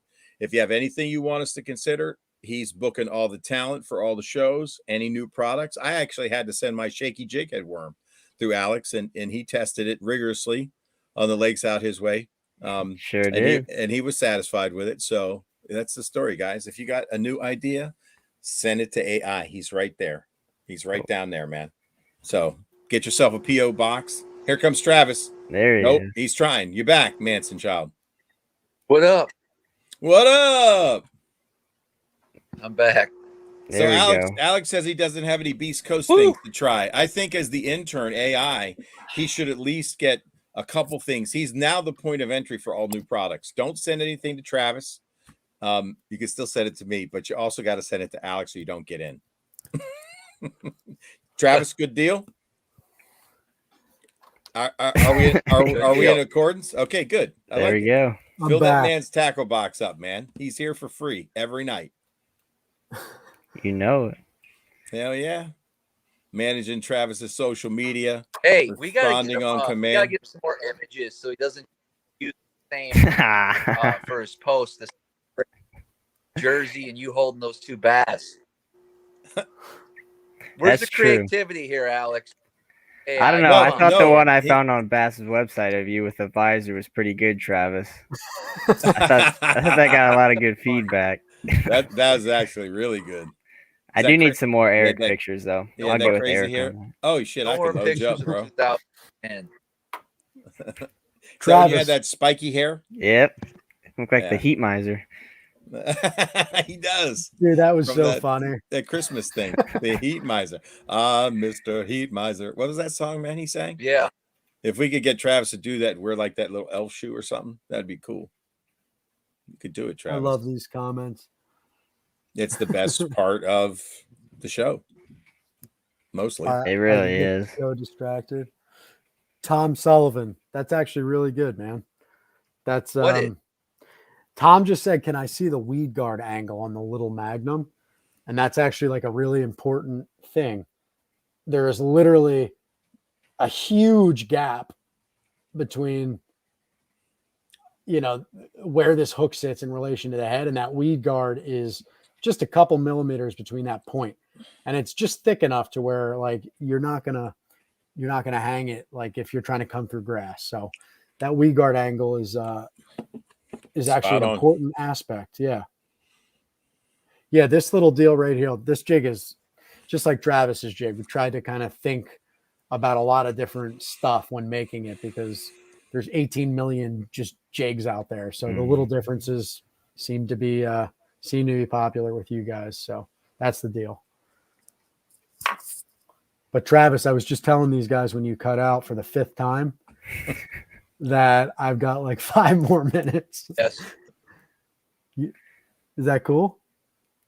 For what? Because, dude, I have to be in the shop. This show goes until midnight, Derek. Does it really? Get out of here. Derek, there was one show where it ended at midnight, and then we just talked for another 4 hours and went live again at like 2 a.m. I sat down at 7:45 to start the show, and I went to bed at 4:15 a.m. the next morning. Well, that sounds 8 like hours. an awesome show, but holy shit. Sometimes Travis and I, we'd finish a show, and we would just sit there and not really say anything, read comments, lots of DMs, start laughing, talk a little bit. He'd go get another White Claw. He goes, dude, if we're staying up, I'm getting another beverage. And just sit there doing nothing, like zombied out, man. Yeah. Dude, I'm like reaching that phase right now.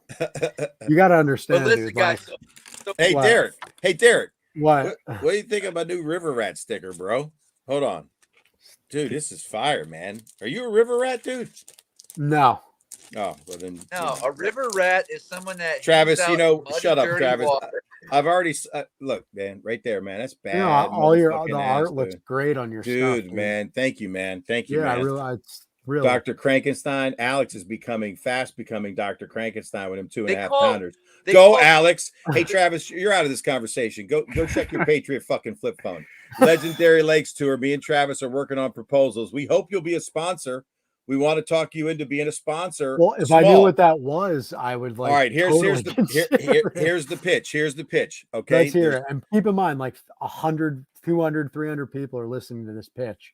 No problem, man. I got Do you, it. brother. Fucking deliver. Look, man, I've Let's done do it it. many times, man. Here's a 30-second pitch, man. We're going to legendary lakes throughout the country. These are lakes I've read about since I've been a kid. He's got 3 minutes left. And Derek. was my No, I can chill. without you fucking interrupting it, I might get there. So legendary lakes throughout the country, man. We're diving deep into the storied bodies of water across the U.S. We're going to break it up into multiple regions. We're visiting. We're collabing with YouTubers. We also are going to maybe find some bait shops that have vintage tackle, local legends / guides, film it, promote it, go out and meet and greet with the folks in those areas. What do you think? I mean, that sounds like a really cool concept for everybody involved. So from like a viewership perspective, like, well, first of all, I like, that's cool. And like, everybody wants to see like how it's done on certain lakes, or at least how certain guys would kind of like break it down. That's so right. are you guys going to kind of like Hell show like, this one might work. What the fuck, this guy? Oh my God. What is he doing? Is that I can't hear anything. That's his laptop that he's like sitting on there, but I'm guessing he thinks he's on his phone or something. He put himself in. I didn't do it, so Probably. that's all. Anyway, Travis. so great questions, man. Yes, absolutely. We're going to talk about, historic wins, see if we can like recreate patterns, maybe a few little local secrets with the guides and or YouTubers that are familiar with these bodies of water. dial into and feature the products, obviously, that, some of the sponsors are asking us to use on these bodies of water because they'll play across the country. So, yeah, man. Yeah, I mean, it's really cool. I mean, everybody wants to see people like setting hooks on the name brand lakes. Like, That's I feel right. like that's interesting in itself and it's good content, but the history piece is pretty cool, especially if you Yeah. could be like, oh, well, this lake historically, summer, like the grass is good. Like, let's Sure. go see if we can figure it out. Like, That's what we're doing. Yeah, Yeah.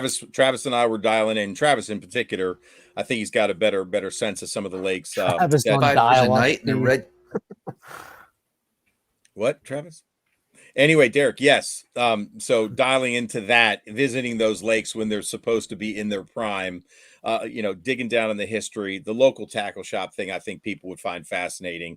Maybe some good vintage finds, and just collabing with other YouTubers that are dialed into these bodies of water and or guides. Yeah. So yeah, man, that's Dude, that's that the would plan, probably bro. that would make for awesome content. Yeah, I mean, super we'll go interesting live. stuff. We'll go live during those things. We'll probably have some live segments that we're producing. Of course, a video for each lake and each trip to and from. Yeah, almost Yeah. like a tour, just like a That's what it is, man. Legendary Lakes tour. but a live tour. Like if you, Yeah. people can see It's all like- aspects of your journey. Yeah, man. Yes, Travis. Okay, real quick. What? Where was I going to go with this? So What are you First of talking all- about? we're coming on, super excited about the products. I just want to get a couple things out before they shut the internet down here on me. Is that okay? Dude, you have the floor. You're Bring it. rolling. Keep going, man. Look at these comments. Oh shit. You're on, Go. bro. You're on, bro. Go, I know, Travis. but I'm quiet. okay. I'm done. I want to say this. So, in the near future, I'm going to be putting out a YouTube video of like my experience with this new jig, some of the ways I'm fishing it, blah blah blah. I need a couple weeks of using it a little bit more, get some good footage, stuff like that. So expect something like that here coming up. Again, I appreciate the support from everyone that does purchase these jigs from Beast Coast. You guys, Derek, you did a great job with it. Super pleased. And Yeah, now man. It's a good product. it's my job to help promote that jig. But as most people know, I'm not just trying to sell product here. Like, this is a bait. This is something that I plan to use quite a bit. And, so far so good. I mean, if something's shitty, I'm going to tell you guys. I'm not saying your jigs are shitty. I'm saying about No, anything, I get it. about all my equipment. You know what I mean? Like if something ain't right, you guys will hear about it. Like, there you go. That's all No. I got. Appreciate it, dude. Hell yeah. Yeah, thanks for having me on too. I'm glad You we got it, Derek. to, Good to connect again, bro. Yeah, man. I wish I Absolutely. had like the energy that I used to have. I feel like an old fucking guy. Derek, let's do this. What? Let's get you back on here. Okay, let's get you back on in a month or two. And once we get some more product, once I start using it, maybe when I put together that video, we'll do like a little I guess I don't know what they call it. There's a thing you can like do a preview or a YouTube. What's it called, guys, in the comments? Alex, do you know? Short? No, it's like That's you a new put YouTube thing. Montage? I don't know what it is. We'll do something like that. We'll get you on. We'll talk a little bit. We'll watch the video. Boom. Yeah, man. Like a For watch sure. party. It's a watch party. A watch party. There you go. That's what it is. That's what it Okay. is. Like if we watch a broadcast, even though it's you, it's a watch party. You got to Like- catch a six on it though. For me, Join to the be- join the And Beast I'm gonna Coast be watch hitting you up party. here, Derek, in a couple Right? weeks, I'm gonna hit you up because I would like to have you do a taped, kind of just a little information, quick 5 to 10 minute deal about the jig for the Yeah. permanent YouTube video that we'll put up. Okay. Sounds good, dude. For Since sure. you don't visit me in person and fish with me, we'll have to do it over over the Yeah, internet. when are we're doing that we're going to do that this fall. Mm. I'm coming up to wherever up is, but I know it's going to be north of where I am. I Yeah, want to catch the big smallies on that thing. let's do it. TK, All right, I'm Brodus. going. TK, I'm going to work tonight, bro. Yeah, buddy. The lab. It's alive. You don't Crazy. even know, bro. YouTube. Weapons, YouTube baby. premiere. Weapons. Yeah, that's what it is. Weapons YouTube of short. vast destruction. You're welcome, Jamie.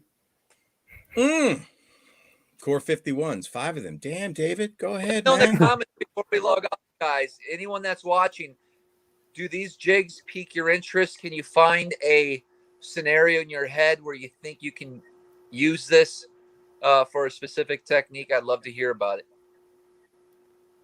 Or at Yeah, least- dude. Little Smalley Beaver on that thing, and you're in business.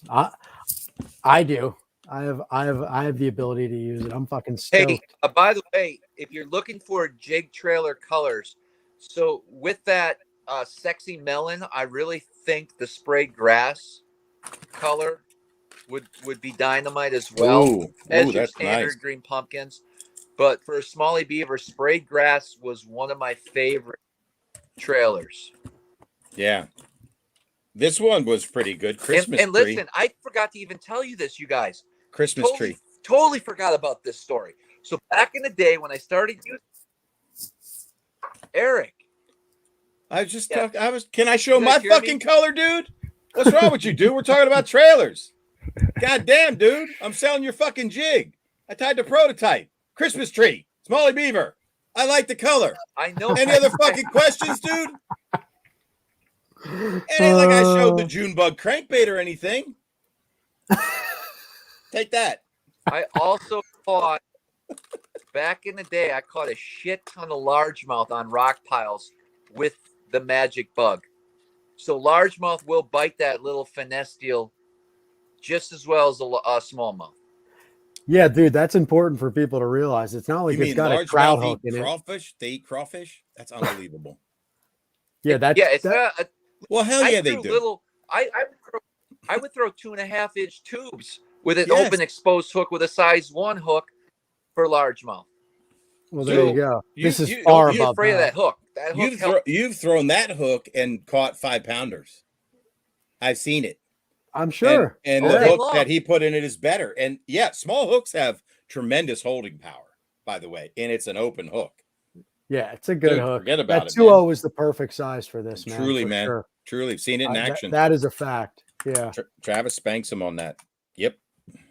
Seen Cool. it. Seen it. Largies. The mighty big. Susquehanna, JJ Outdoors. Hell yeah. Man, I used to fish there. I'm from Pennsylvania. Susquehanna was awesome back in the day. I don't know anything about it as of late. Travis, don't all you guys know a guy that guides on the Susquehanna? Yeah. Joe Raymond.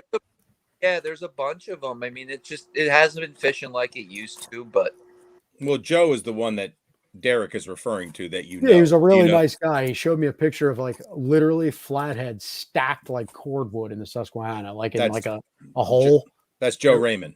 Oh, it was just thick. I couldn't believe it, man. Go down there with a spear gun.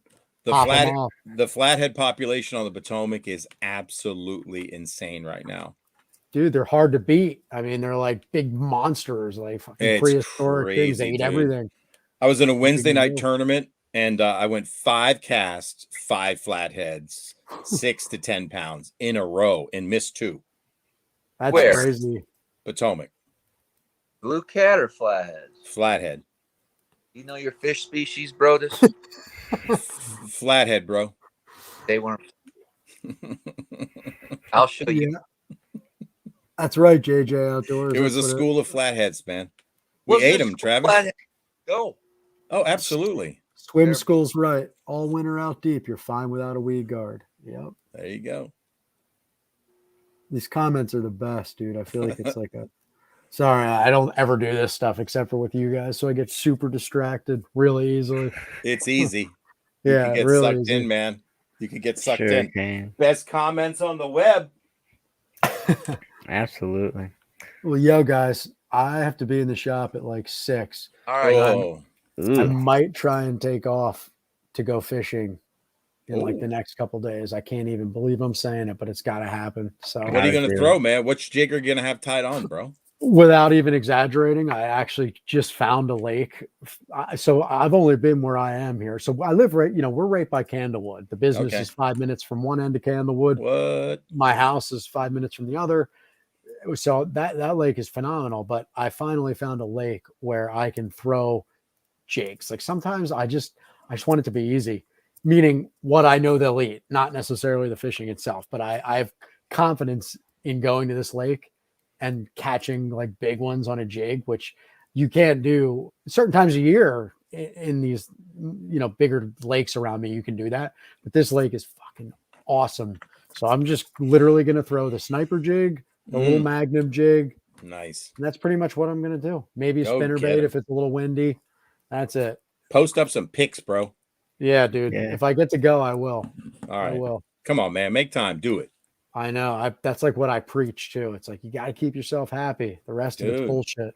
And Right? here I am, just Spot on. tired, old.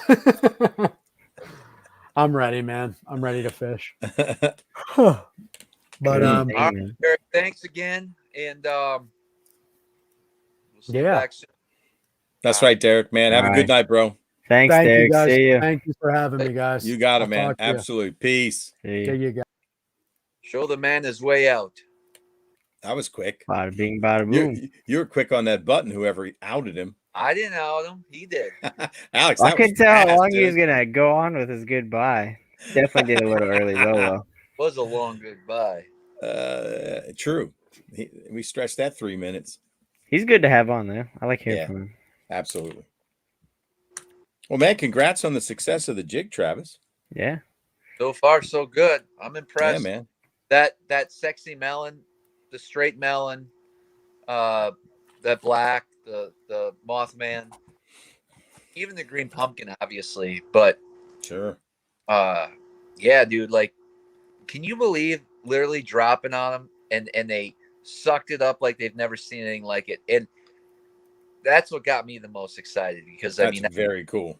I'm gonna catch a few this weekend on if I can get to my spot based on the Hell fork. yeah. A couple people were asking earlier, Travis, what kind of tournament is that? Is like an online, an ABA, just jackpot? Team tournament. Who you fishing with? I think it's $5,000 to win. Will from? Joe Bates. Hey, your sponsor. Bingo. Woo, way to go. Yeah. Cool, man. You guys make a pretty good combo. You've won one before together, right? Yeah, we did. Yeah. Hopefully you I can don't follow it think up. Go we 2 fished for 2. Man, wouldn't that be awesome if you went 2 for 2? Damn, that's potent. Should be able. Yeah, man. I mean, a guide with a guide. 2 guides, tough to beat. I mean, it's gonna be enjoyable. There's a difference between setting a hook and a fish in 50 feet of water, just having fun, versus a tournament. Yeah. It's exciting, dude, when you're in a tournament and you get on that little deal. That's the deepest I ever fished with you with that drop shot out on the day I almost froze to death, man. Right? I'd never caught a fish over, I don't know, shit. We were in 45 to 50. I was catching them, drop shotting. And you're right. It's just a little tick. And it was exciting for me. I felt like I was in a tournament because I'd never done it. Yeah. Yeah. Travis, what do you have to do fish care wise for those fish once you pull them up out of that deep? You just fizz them? God, just fizz them. I keep a lot of ice on them. Recirculate, oxygenator. The biggest thing is the ride in, just making sure you're not beating them up too much. Sure. Do you put the noodles in your live well? Have you ever done that? No. So do you think it's a good idea? No, what I do is I'll fill, it could be certain brands. My lids are, the Nitro does have some pretty amazing live wells, and I'll Except fill for it an all art the tournament. way up. What's that? Except for an art tournament. Diesel fuel got in there, bro. I didn't know. I thought it was like you did it twice. Did you ever figure it out? It was the fuel you think so? I thought it was. I had a bad pump once. Oh, and the diesel. We had two things going for us. So you figured out your pump. Yeah. You got it replaced. Okay, good. All right. So anyway, go on. Now that you got a good pump. Anyway, so you just put the I put the plug in, I fill the live well all the way up to the top, and then just reserve. Okay. Sure. With a lot of ice. Like 8 bags a day. Holy shit, that's a lot of ice. Damn. Wow. Where do you keep all that ice? It's ice cold. The Nitro has the biggest cooler in the industry. Wow. Didn't know that. Oh yeah. Normally when I launch here at Clayton, the gas station's not open in the morning, so I launch the boat, and then I have to walk half a mile to the gas station and carry 10 bags of ice back by myself. As people look at you funny. They're like, he's going. He's going to go party. Yeah. Absolutely. So Brad Crum wants to know, have you guys decided on the Legendary Lakes tour, maybe what areas, what sections of the country might be going to, or is that still classified? No, we got a straw man. Listen, before we Kurt? Let me hit. That's if Travis doesn't qualify for the elites, or I won't qualify for the elites, but so that's out. We got. Sounds like you got another butt. Let's talk about your big butt, Travis. We have to raise money. Hey, that comes from Pee Wee Herman. It's another movie reference. I slide them in on you, and I know you don't know what they are, but it's Dottie. She wanted to go to Europe, and she's in a restaurant. She goes, "Butt," and Pee Wee Herman goes, "Let's talk about your big butt, Dottie." And her boyfriend's listening. And anyway, craziness ensues. So let's talk about your big butt. What'd you say? And did you know the Alamo doesn't have a basement? You watched the movie. I can't even believe it. Travis with a movie. He watched Pee Wee Herman's Pee Wee Herman. That red bicycle. Are you kidding me? Holy crap. Damn right. A shocker. All right. So let's talk about your big butt. Go ahead, man. I probably watched that 20 times, dude. Crazy. Who knew that you were a Pee Wee Herman fan? Anyway, the biggest butt. This might not go down, guys. Honestly, we have to raise some loot in order to make this happen. And true. True. So true.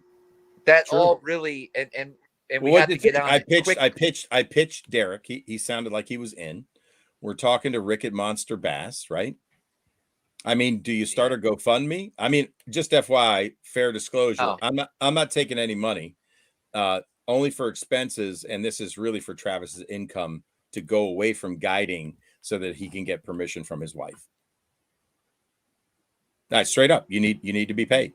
You're doing the videos. We're doing your truck, your vehicle. There's wear and tear. You're not going to be guiding, so that's money out of your pocket. You guide for a living in part. You're a YouTuber, of course. But guiding provides a good amount of your income per year. So let's just be straight. So, I mean, we could think about a GoFundMe if people really want to see it as a portion, small portion. We're trying to get a title sponsor. We've got ideas. And then we're going to try to get, what's the other sponsor name we came up with? Title sponsor is the big sponsor, which will be the meat of the budget. Like Gold Star. Silver Star. You didn't presenting sponsor. Premier sponsor. There's the title, there's the premier, and then there's, what did you say? Supporting sponsor? What was it, Alex? You have your title sponsor and then your presenting sponsor. What's the presenting sponsor? Presented by, like when you run the video? Lakes. Monster Bass Legendary Lakes Tours. This week's program is sponsored by Berkeley. Right on. Yeah, presented by Berkeley sounds East Coast. good. Whatever, yeah, they've got. Oh, there you go. So maybe we do there's a show number, right? Okay, I like it, Travis. Good job, Alex. Good job, AI. Look at this little brainstorm happening. Very good. So, Tin Cup Whiskey. There you go. So the title sponsor, I mean, it literally we have to raise quite a bit of loot actually for this project. So it's well, we got $15 tonight. Thanks, Kurt. Thanks, Kurt. That's lunch for a day. Cheap. That's a fillet of fish.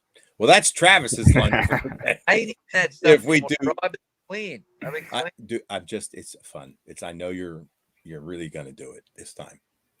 I have confidence in you.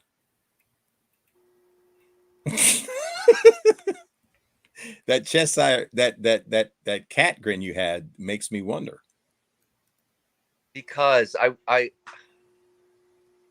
Hey, we could auction off a trip with you and me. We've never done it before. Yeah. We've never done it before. Auction off a trip with me and you. That could raise some money. I mean, maybe we could fit in a fall Upper Bay, and get on a pretty cool bite on the Upper Bay. We've smashed some pretty big bags in the fall. We could do 2 or 3.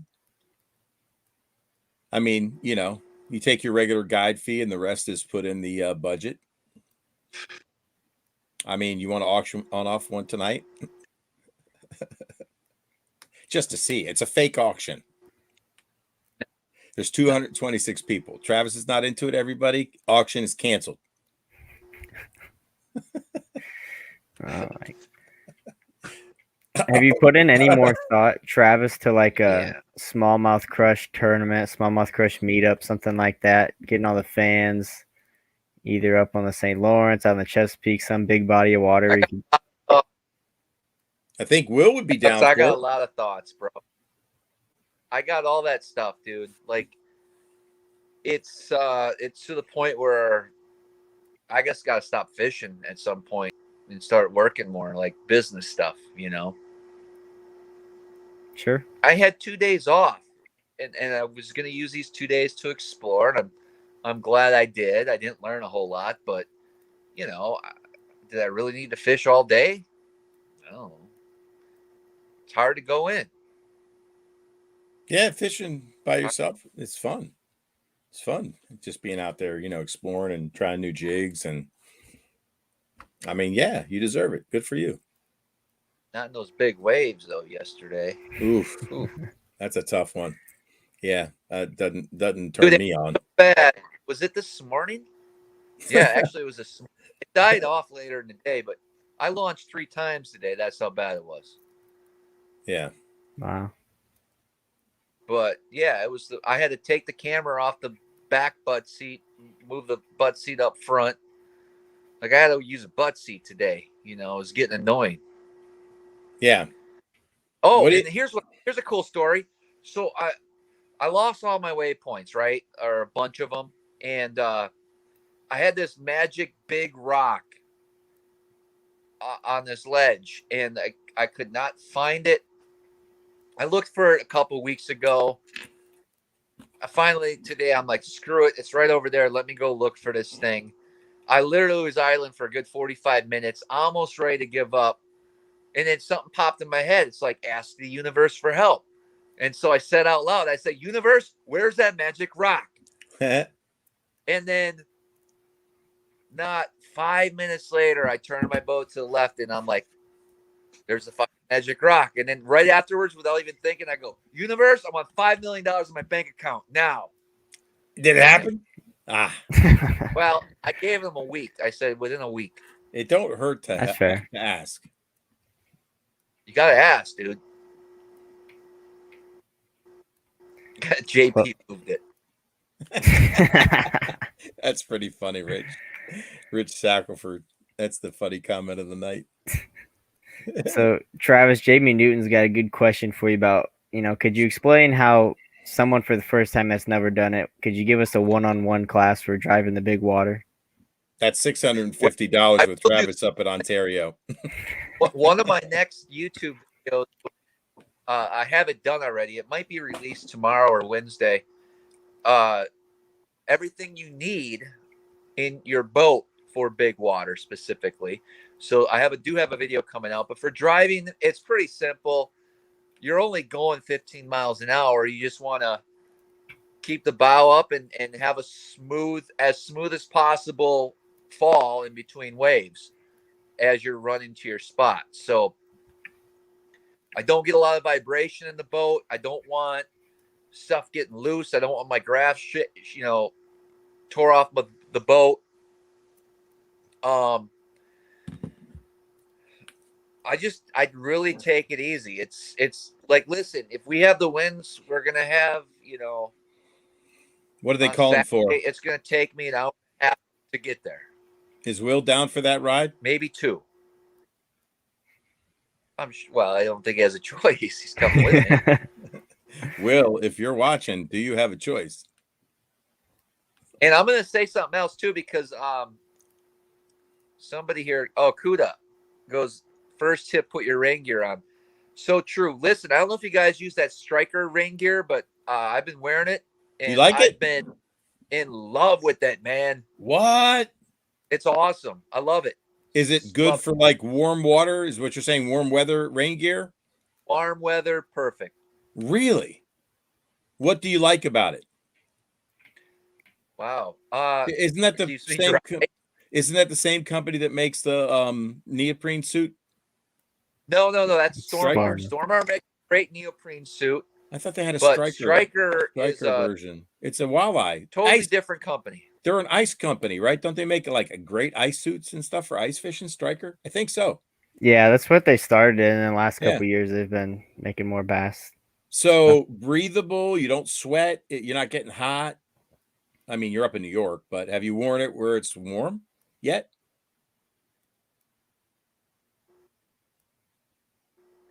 Brodus? No, I mean, it gets hot when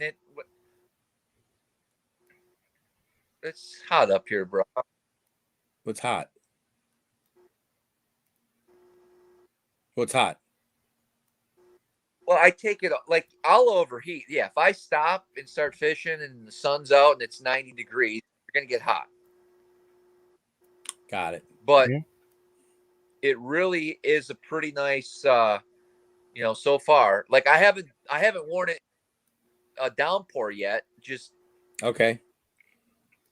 Like 80s, 90s. Today was almost friggin' 90 degrees out. That's fucking hot, dude. So you're saying it's keeping you dry because you're taking a lot of water during the ride to wherever you're going, but you haven't worn it. But I'm definitely liking that. All right. Does it have a, like how some of the suits have a flow through vent in the hood? So your neck doesn't you got a console. Okay, what? For a flow through vent hood. Like the AFCO, the flow through the vortex hood where wind can go through the hood. Does it have that?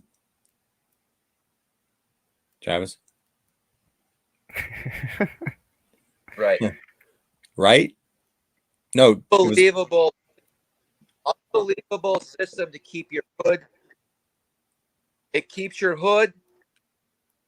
Yes, and the hood actually. Hear me, Eric? Kinda. You're choppy, but you said Eric, can you hear me? Yes. But your shop, we lost him again. I'm right here. Oh, we see you. Barely can't hear us. You do this one. He's out. He's back. We can see you. This one's a little better. Whatever, either your phone or your laptop, Travis. That one we can at least see you. Travis, can you hear us? Testing. Check. Striker Force, come in. AI and Epic, come on. Check. 10-4. What's your 10-10? I mean 10-20. You're really 10-10 right now, bro. Do you understand CB talk? Blue catfish, flathead. Come on. Talk to us, Chief.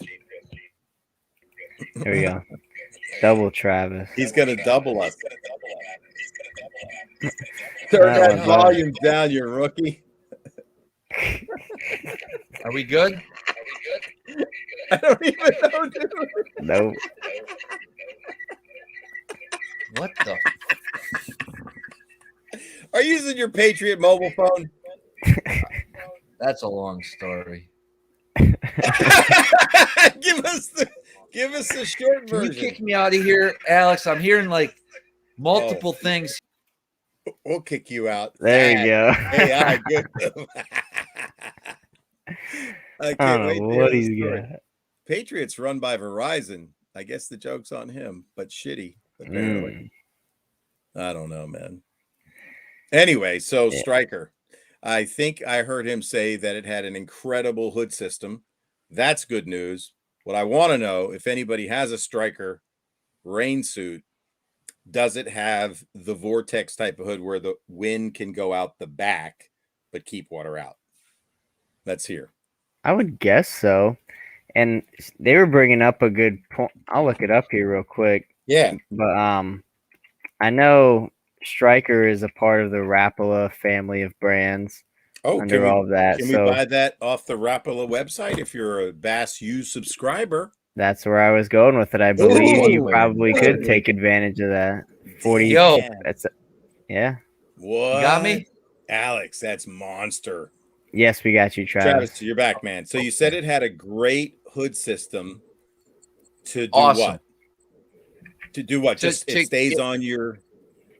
It wraps around your head.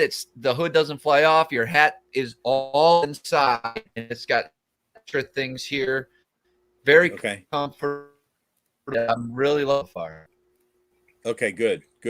So yeah, I just did the math. If you're a Bass U subscriber, you can get that rain suit he's talking about for 20% off over on Rapala's website. Pretty good deal. And I am. Yeah, sometimes you could say 40%, dude, on some products. It's great. Yeah, I think like the DTs. I was a Bass member. I paid full price for that. No, Bass U. U subscriber. I'm a Bass U member. Go get your 20% off under the member benefits tab on your page. You could have saved 20%, bro. And 30% off missile baits. That's a big one. I think a lot of people don't. That's monstrous. Yeah, man. Hell yeah. They got a lot of great deals on there, bro. I mean, you save on tungsten. DTs are 40% off. You could throw those things into a rock pile with reckless abandon. I'm not lying. I buy my DTs 40% off, bro. Yes. Yeah. Bass U subscriber. I mean, it costs you what? What's the deal on Bass U right now, Alex? Today's the last day of the frogs of summer. I don't know what's coming up next. So if you probably before midnight tonight, I'd guess you get 2 Fat Daddy frogs and a camo hat. Mm-hmm. And then I don't know what the next promotion will be. What's the monthly subscription fee?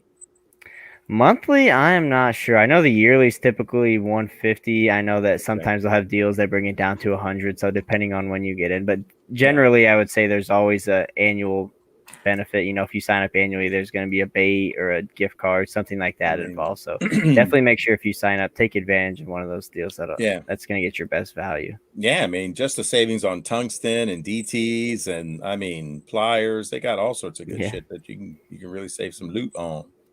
Yep, absolutely. Yep. Hey, Eric, I got a question. Talk to me.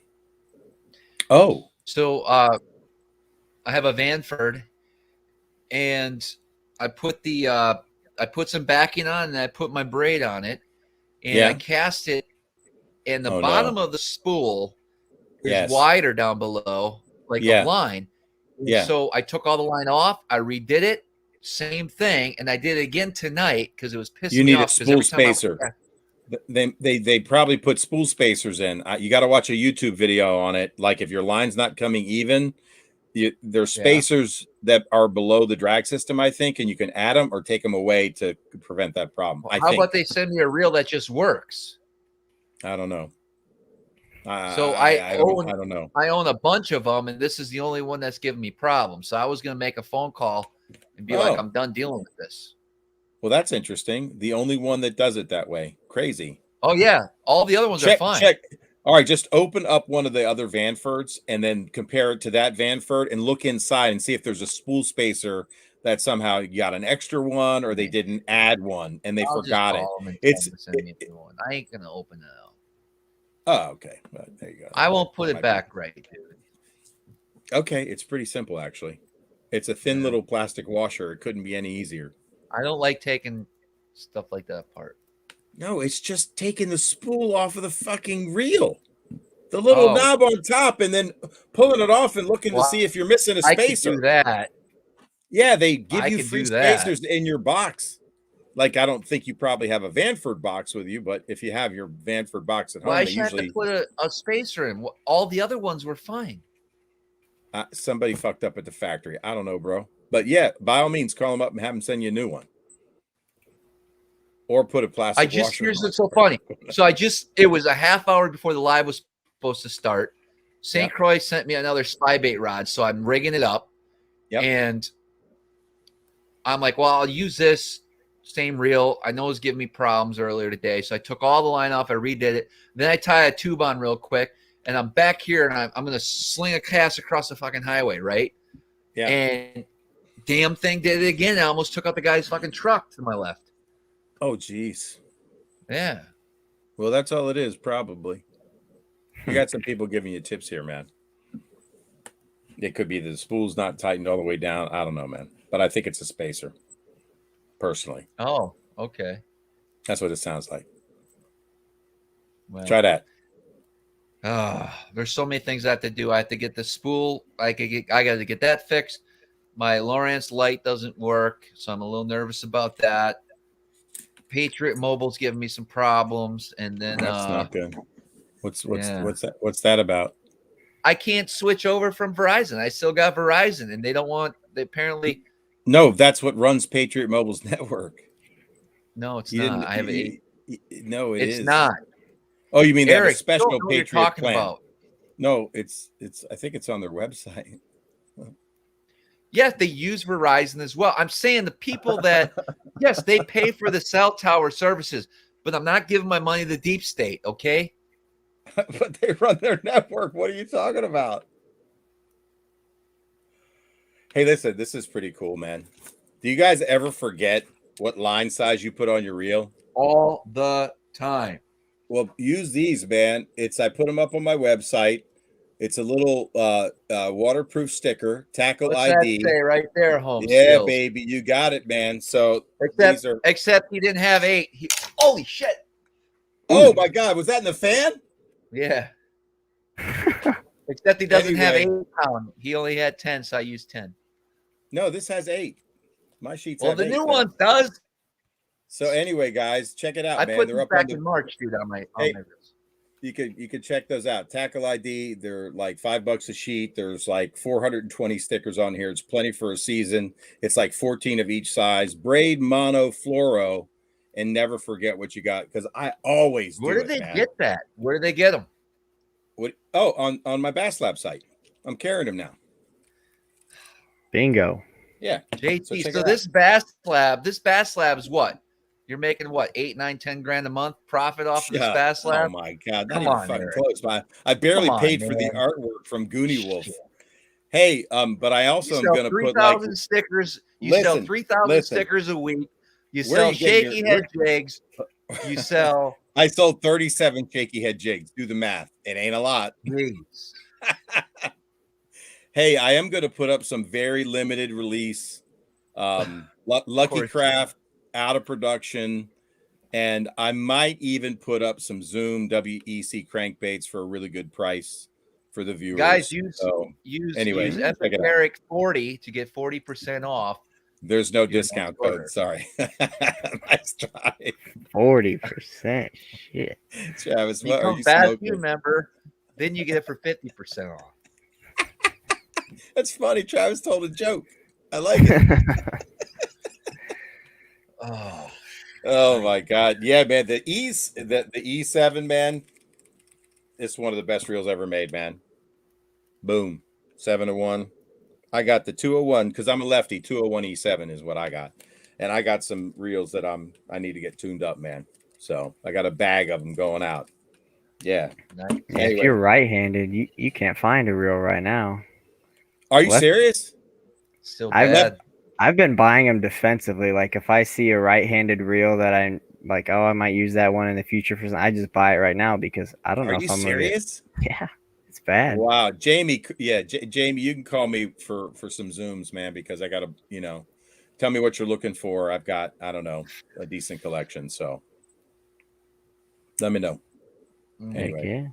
yeah. And then I'll put some more up for everybody else because I just said I would. So I can't sell juice on my WEC. So anyway, help support the Bass Lab so I can have some expense money with Travis on the Legendary Lakes Tour. So Brojas, What? what do you think about a GoFundMe? Peeps want Debating. to help. Okay. Dude, the amount of money we need to raise, I don't know if GoFundMe is going to work. I mean, it might take care of gas for one of the legs of the trip.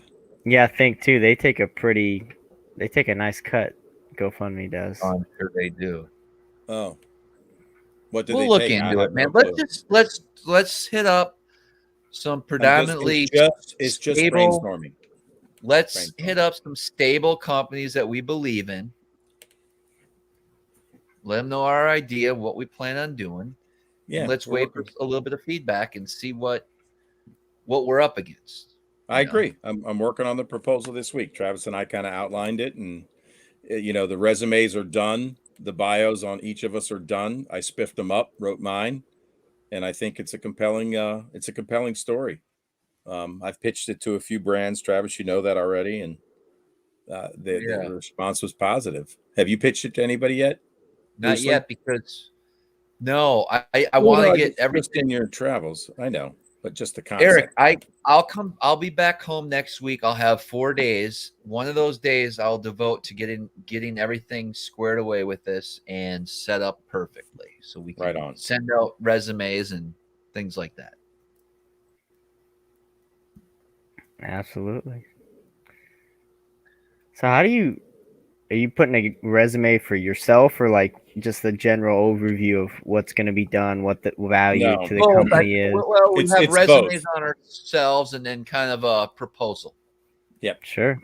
It'll be both. It'll be a combination. So, it'll be like a kind of a combination, bios, media reach, talking about our Instagram profiles. Of course, I don't have Facebook. Travis does. I've got Bass Lab, and the Bass Lab people that follow me are not generally the Epic Eric official people that follow me. I mean, I have both. There's a little crossover, but there's a lot of new people on Bass Lab that don't cross over to Epic Eric. Yeah, they're very different. Like on my feed, when I'm looking at like my, I'm looking at who's posting that I follow, and it's different people. I follow a lot more people on the Bass Lab. Sure. You comment a lot, bro. You comment so much. I see your comments on every one of my friends' stuff. And they're clever. And it's fun. They are. Isn't that what you're supposed to do? Isn't that part of what it's about, is engaging with people? I mean, that's what I think social media is about, is you hit the like button because it's easy, and commenting takes thought. Yeah. And good point. I try to engage in a thoughtful way, and have a little fun with it. So yeah, I mean, I want to engage with people, actually talk to them. I like to have a conversation because I like people. I don't think you do. That's where we're different. I like people. You don't. Oh my God. I'm messing with you, man. Nah, you're too busy. You're too busy to comment. You got a lot going on. I do comment. Do you? Comment. I have. Well, you have. He's commented on some of my stuff before. I appreciate it. Yeah, I've gotten a couple here and there over the years. I had to force him into a couple of those comments, though, so they don't really count. Oh my God. It's true. You haven't actually been posting much anyways. No, I haven't. I've been working. Work's been really busy, and I try to find inspiration. I probably have more done stories recently than posts. I don't want to blow up people with a bunch of posts if I don't think I have anything useful to say. So I try to be, I don't want to just like post fish pictures. They're fun for sure. I probably post a whole lot more in the winter because I'm making shit. You know what I mean?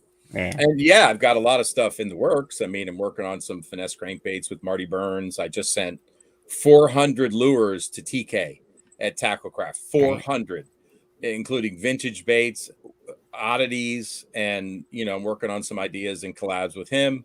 It's going to be fun, man. So I don't know if you heard earlier, but I want to put like the ultimate super shallow crankbait box together, and it would be really tough for anybody to duplicate. You're going to get special colors that TK's painting, some of my favorites, and I think it's going to be exciting, man. So it takes time to develop that stuff. It's not easy, working on prototypes, taking them out, testing them, running them, tweaking the bait. Yeah. But I mean, obviously with, I just scored a couple big hits on some of my favorite out of production vintage baits for a good price. And TK's going to sling some fire, and then I'm going to put them in really, really small batches. I won't have a lot, but if people are interested, let me know.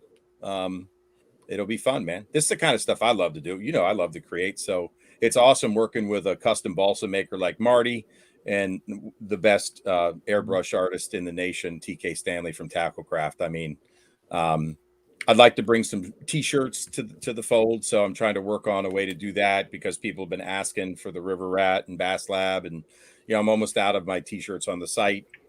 Thanks to the Print Craft for bringing that to the forefront. I'd love to have a hat, I mean, with a little Bass Lab or a River Rat logo. Legendary Lakes. I mean, I hope we can bring that to the fold. I think people would want that maybe.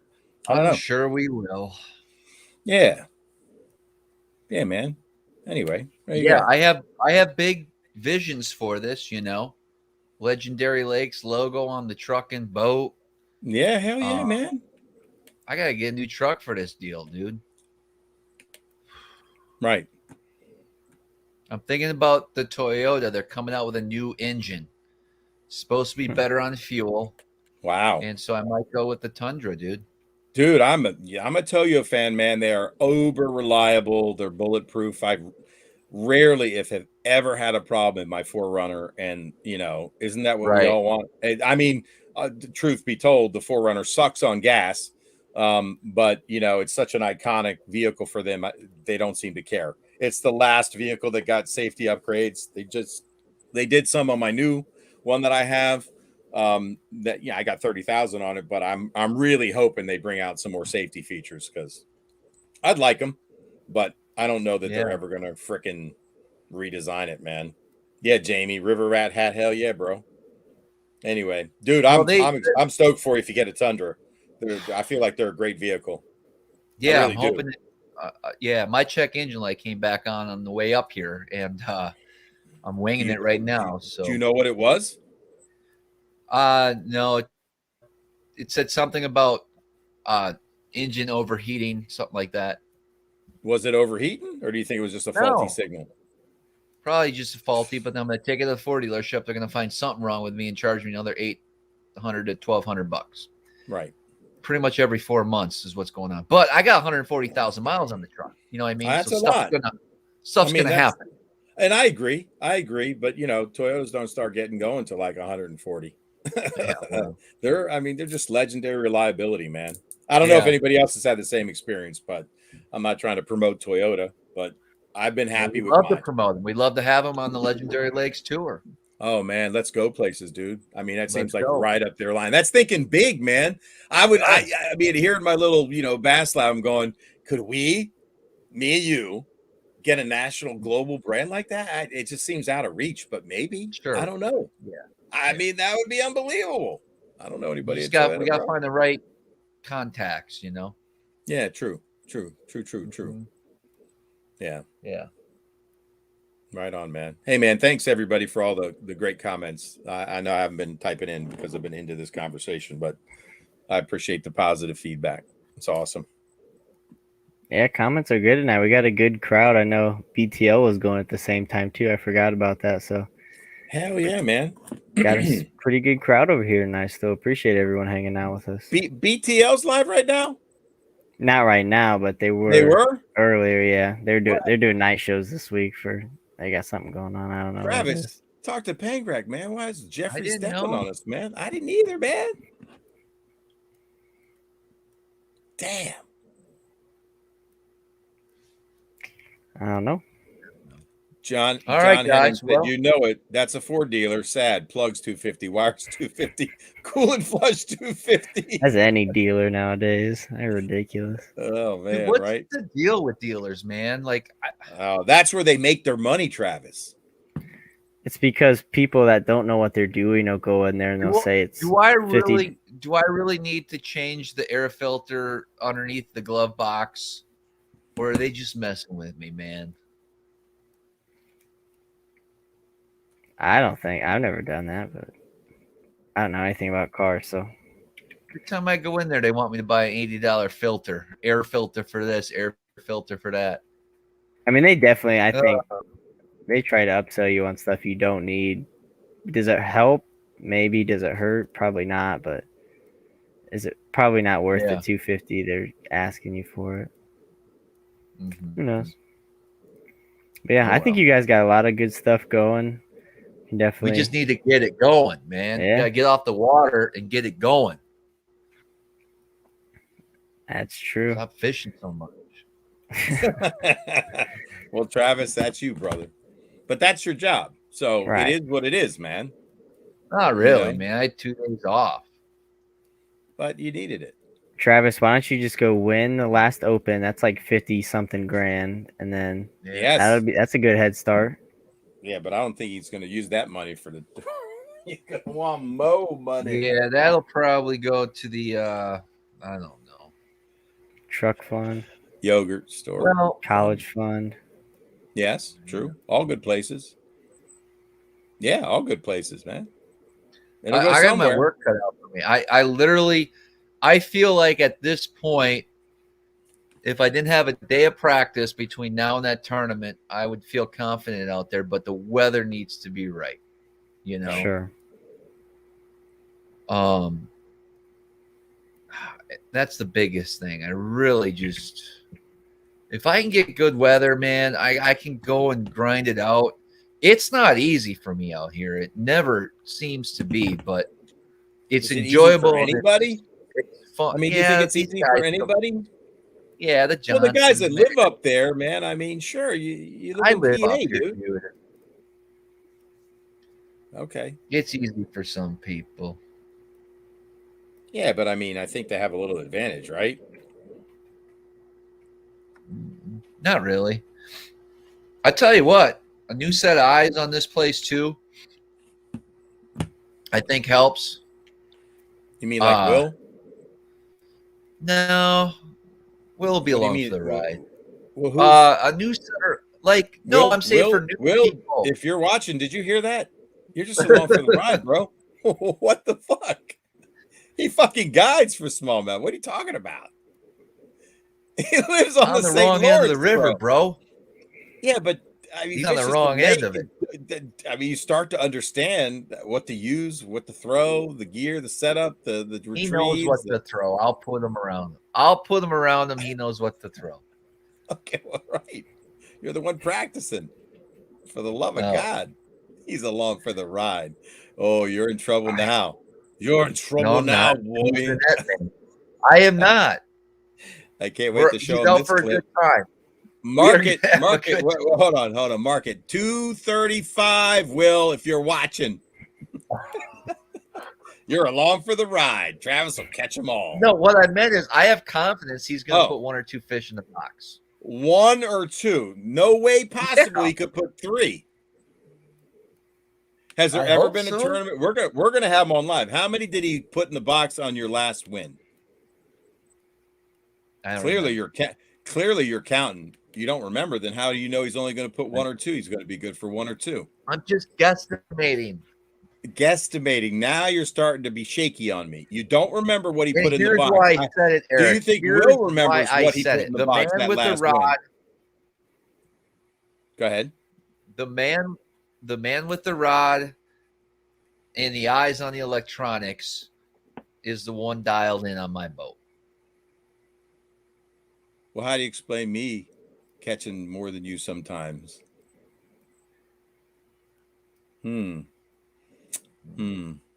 I don't look at your electronics. Too And the only busy time I looking at did my it, electronics. yeah, right. What I'm saying is I've outfished you from the back of the boat, so that's not the truth. It doesn't always mean that, right? Yeah. You weren't trying. Hey, You're always trying. Daniel's got a good idea. We should season 3 of Legendary Lakes. We'll go to Japan. How am I going to get there? Not how am I going to get there? Not flying. Take You the won't bridge fly over there, still, man. huh? You won't fly, Oh, no. Eric. Don't want to. Nah, I'm claustrophobic, bro. Maybe I can go do some snake oil therapy or something. Should we talk about that?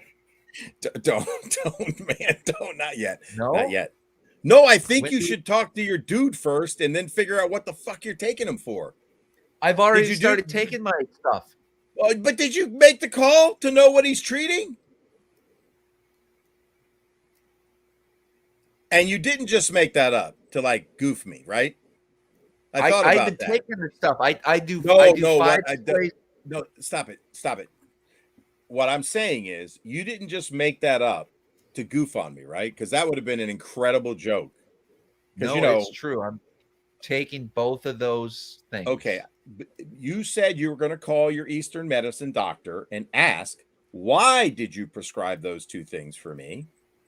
Because it's different than the thing everybody already knows, which is the leg and the vein, right? Calcium and magnesium, and you're already taking that, right?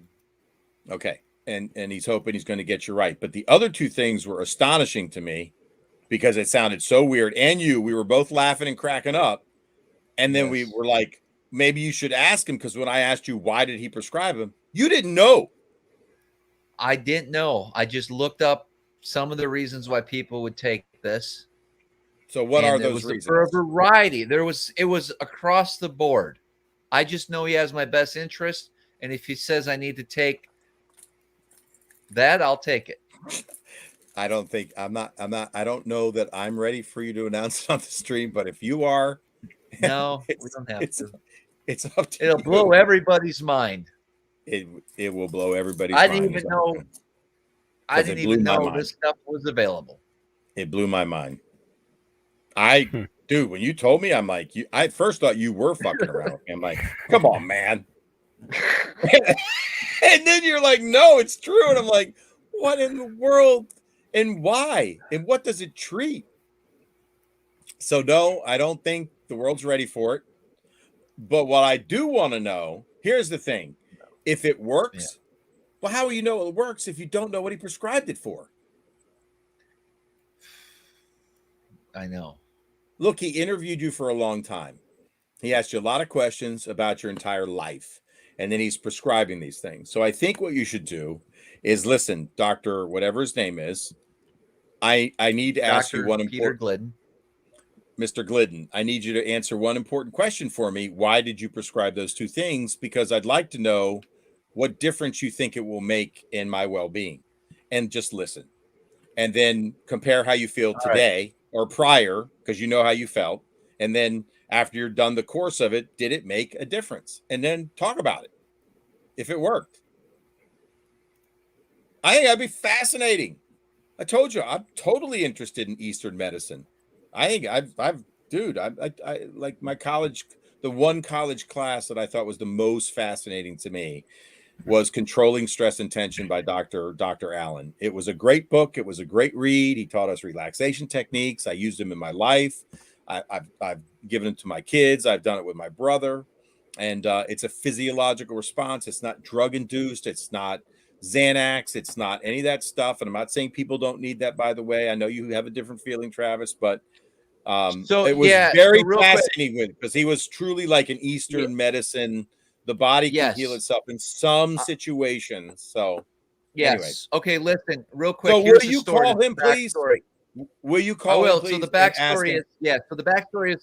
backstory is, my legs were aching. I had some issues. I went to see a vein doctor, and they wanted to sell me 3 procedures. So I went to a naturopathic doctor. Right. Yes. And determined I have a severe calcium magnesium. I can't say magnesium. We got you. Magnesium. Yep. Insufficient amounts. So I'm on a full 90 essential vitamins and mineral supplementation, but with some emphasis on some of the right vitamins and minerals that I'm missing. So with that being said, there's also 2 very odd remedies that he prescribed for me to take. Yes. Very odd. He said, do not get the surgery. He said, it'll fix your vein, but it won't cure what caused the veins to fail in the first place. Right. He's like, you want to heal your body and make it so you don't have those issues again. That's right. He's like, they can temporarily fix you up. They can do the surgery, but you don't have a bad vein because you have a bad vein. You know what I mean? It's the whole concept behind treating the symptoms rather than the disease. That's the difference between Western sometimes and Eastern. Anyway, keep going. You got it right, in my opinion. And if it works, that would be amazing. You went to a Western medicine doctor, they prescribed surgery versus 2 readily cheap available supplements. And if that cures you, that's going to be fucking fantastic. What a great story. Should we share the other 2 and then maybe do a follow-up?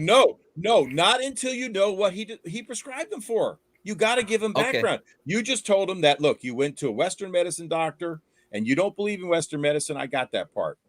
And they prescribed surgery. And then you went to an Eastern medicine naturopathic doctor and he said, take these 2 supplements. And if it cures you, dude, that's fucking awesome. But in the meantime, you got to call that doctor and say, why did you prescribe these 2 fucking exotic things? That's exotic, dude. It's fucking exotic. Every time I put it in my mouth, I freak out, dude.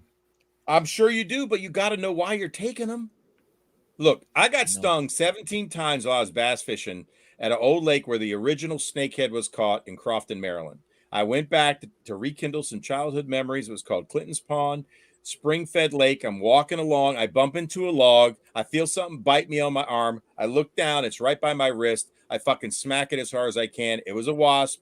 And as soon as I smacked that wasp, man, they were on my shit. I ran through the woods as fast as I can. I was like doing this crazy running. I stop. They're all off me. I keep fishing after being stung that many times. I'm not seasoned up, so I'm not allergic. I never thought I was allergic to bee venom because I've been stung before, or wasp venom. I think I've been stung by a wasp too at that point in my life. It was pretty, like in my 30s. Anyway, man, then the pain starts. It's throbbing. So I keep fishing. I'm fighting through the pain, dude. And all of a sudden, there was another one in my shoe. It stung me like on my ankle. So I go back to the house. I put bee sting stuff on it. That doesn't seem to help. I'm like, fuck it. I'm going fishing again. So I fished the rest of the day, come home, lay down. Next day, I'm telling you, dude, I had 0 arthritic feeling in my body. And I've had, at this point in my 30s, I think I had 2 knee operations. It was gone. Bee venom, they prescribe, and there's bee sting therapy for people that are in pain. Bee venom has something for your joints. So my suspicion is, Travis, without revealing, and it's not bee venom, by the way, that is for pain. Let me know if that's what he says. I suspect all sorts of venom they found uses for, but it's a true thing. Bee sting therapy. Read about it. I think that's fucking fascinating. Why did all my pain go away? Because I had that much venom in my body from those bees or wasps. So I know the guys are guessing here in the comments. Travis, would you throw that little net rig with a spinner? Let's get this company on. I'm intrigued. We will. Some people are close. One you will never guess. I'm going to give you a hint. No, you would never. In your wildest freaking dreams, guess one of them. You might have guessed one of them because of what I just said, but you would never, ever, guess it. One of them, an actual human being, makes it, but they have to have something bad in them. Bad in them. We'll leave it at that. Bad. I'm trying to think of what it is now. It's like a riddle. John, but... Did you get prescribed semen? Did you get prescribed the demon seed? Tiger seed. Yeah, Kuda said breast milk. That's what I was thinking. But you said something bad, so I guess depends on the situation. Sean Lai says poop tea. Just oh my god, poop pills. I've read about that one. The all the bacteria we have in our guts and people's poop. No, I ain't taking that. No babies, no dead babies, none of that. They're the tiniest things too. They're half the size of a pinhead. That take 3 a day, once a week. Nope. Can't tell now. He's got to know why he's taking it. And God, is it hard to resolve those in your mouth knowing what it is? Travis, what shocks me about this, and you in particular, is that without knowing why he prescribed it, you're actually taking it. because That's what I was the gonna guy, say. man. The blind faith that you've put in this guy is astonishing. Sean says you're eating a placebo, yo. Sex Panther, crabs. Microbiome is real. Oh my god. No, it's going to take. Listen, the reason why my veins are shot is because of Hold on. calcium. Hold on. This piece of what do you think that's a piece of? It's a piece of a finesse worm, and it's talking to you. Travis, you must find out why you're taking these strange pills. I will. Spanish fly, Viagra, dried blood, leeches, sea monkeys. This is incredible. The guesses are extraordinary. To be determined. So, guys, next week Monday, I will do the Patreon. I'm actually going to ask a friend of mine if he's willing to reveal a secret technique to Patreons only. He may not want to do this, and I don't want to talk about it without his permission. And so if I can make that happen, I'm going to bring that to you guys next week, Monday, in the Patreon. Sounds good. Lemur testicles, I'll be love here. potion, dude's jish, fish eyeballs, Scooby snacks. Scooby. Nope. Nobody's Love guessed potion it yet. number 9, dude's jish, tertiary motion, bass scales, mega strike.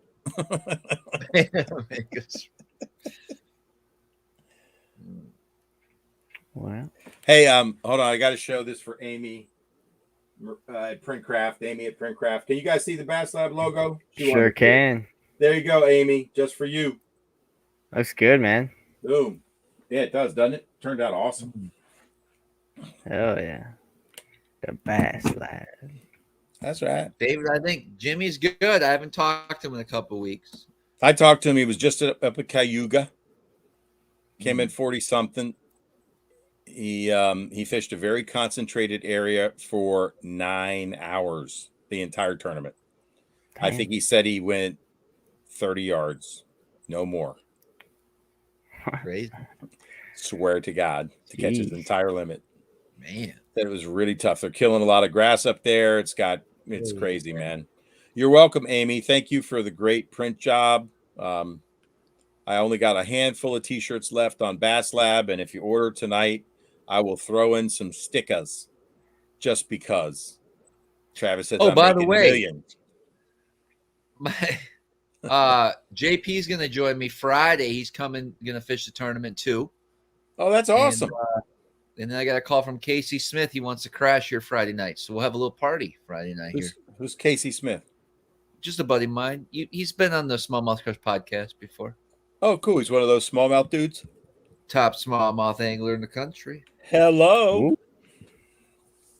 Nice. Mm-hmm.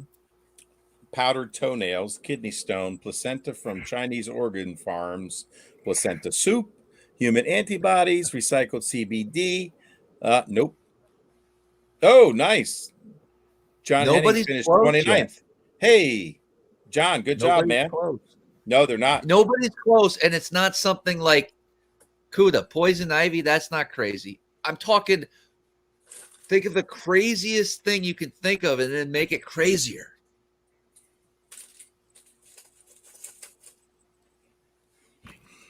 I can't wait to hear why he prescribed those. Chia pet oil, tea juice.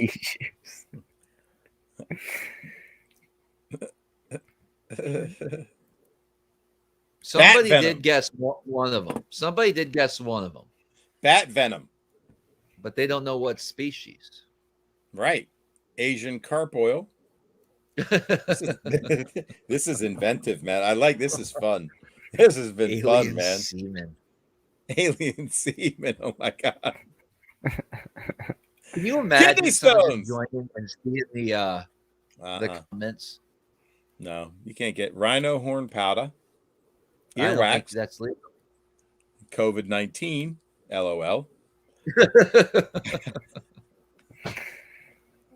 Oh God. I'm not even going to say that last one. Snake venom, rattlesnake. Close, but no cigar. Obviously, one of them might be venom. Okay, we'll leave They, one, but we won't That's right. share the other one. you got to figure out the species. It's from I forgot the snake. It is. I know the snake. You told me. Okay. I didn't forget. Clearly, it's not Yeah, but I don't helping know your if I fucking told you the memory. right one. I don't know if I You told you did the right you one. did tell me. What do you mean? You told me some shitty random fucking snake, and now it was different. Look, you mentioned the I snake didn't to even me know when that you told snake me. existed. I did. It's one of the top 12 deadliest snakes on the planet. But the other one I'm taking, nobody will ever guess. Nobody. It's not the black mamba. It's not the trouser snake. It's not the rattlesnake. It's not cobra. It's not patriot blood. It's not scorpion. No, it's not scorpion venom sack. I mean, milk snake. Hold on. King Brown. Nope. Liberal tears. Yeah, he's drinking those.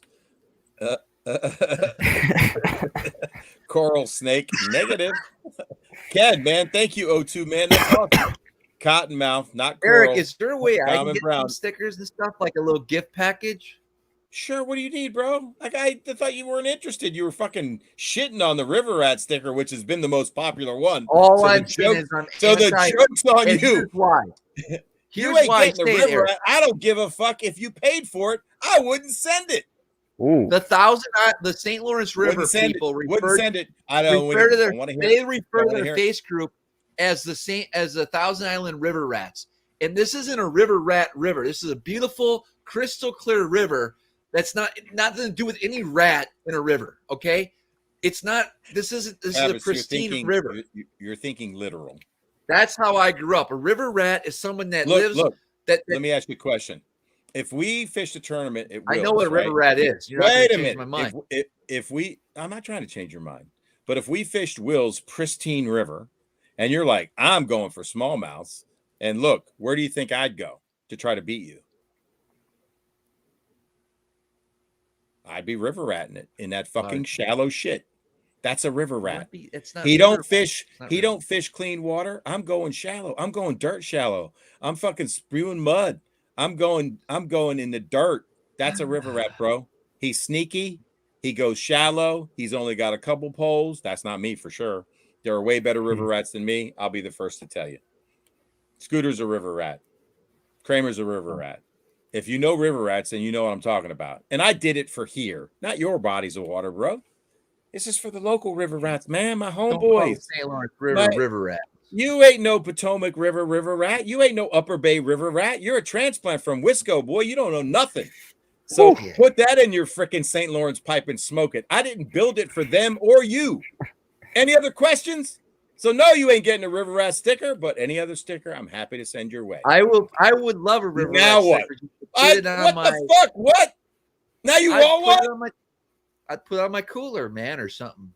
All right, I'll send you a river rat sticker. There you go. I forgive you. I'm glad we made up on one stream. Listen, forgiveness doesn't require an apology, does it? It's for me to give to you. It's my gift to you. Let me educate you. You could forgive somebody that shat all over you anytime you want and get that burden off your chest. Bro, that's just human nature, man. I'm telling you what's up. You into Eastern medicine? Let me give you some Eastern emotional philosophy. Forgiveness does not require an apology. Does not require any remorse on your part. It's for me to give. I forgive you, Eric, for what your rant you went off on me last live. Listen, man, I appreciate you saying that and thank you. But I'll tell you this, that's my hot button. If you come at me and you say that I'm not woke and dumb and like a bunch of I don't even remember what we argued about. If you put me in that category anytime, I'm coming heavy every single time. Yeah. You can count on it. If you lump me in with like a bunch of idiots that are not woke, I'm coming at you strong. Don't use that word on this show. I'm coming at you strong. What word? Woke. Isn't that what you want everybody to be, is woke? Oh, now you're not. No. You don't want to be woke. You're not woke. You're something else. Don't know, bro. You're above woke. Oh, you're another category. You're another class. What is it? Educate us. Wake us up. I don't know. All right. I got to grab another White Claw, and then I'm going to go to bed. Let's shut this show down.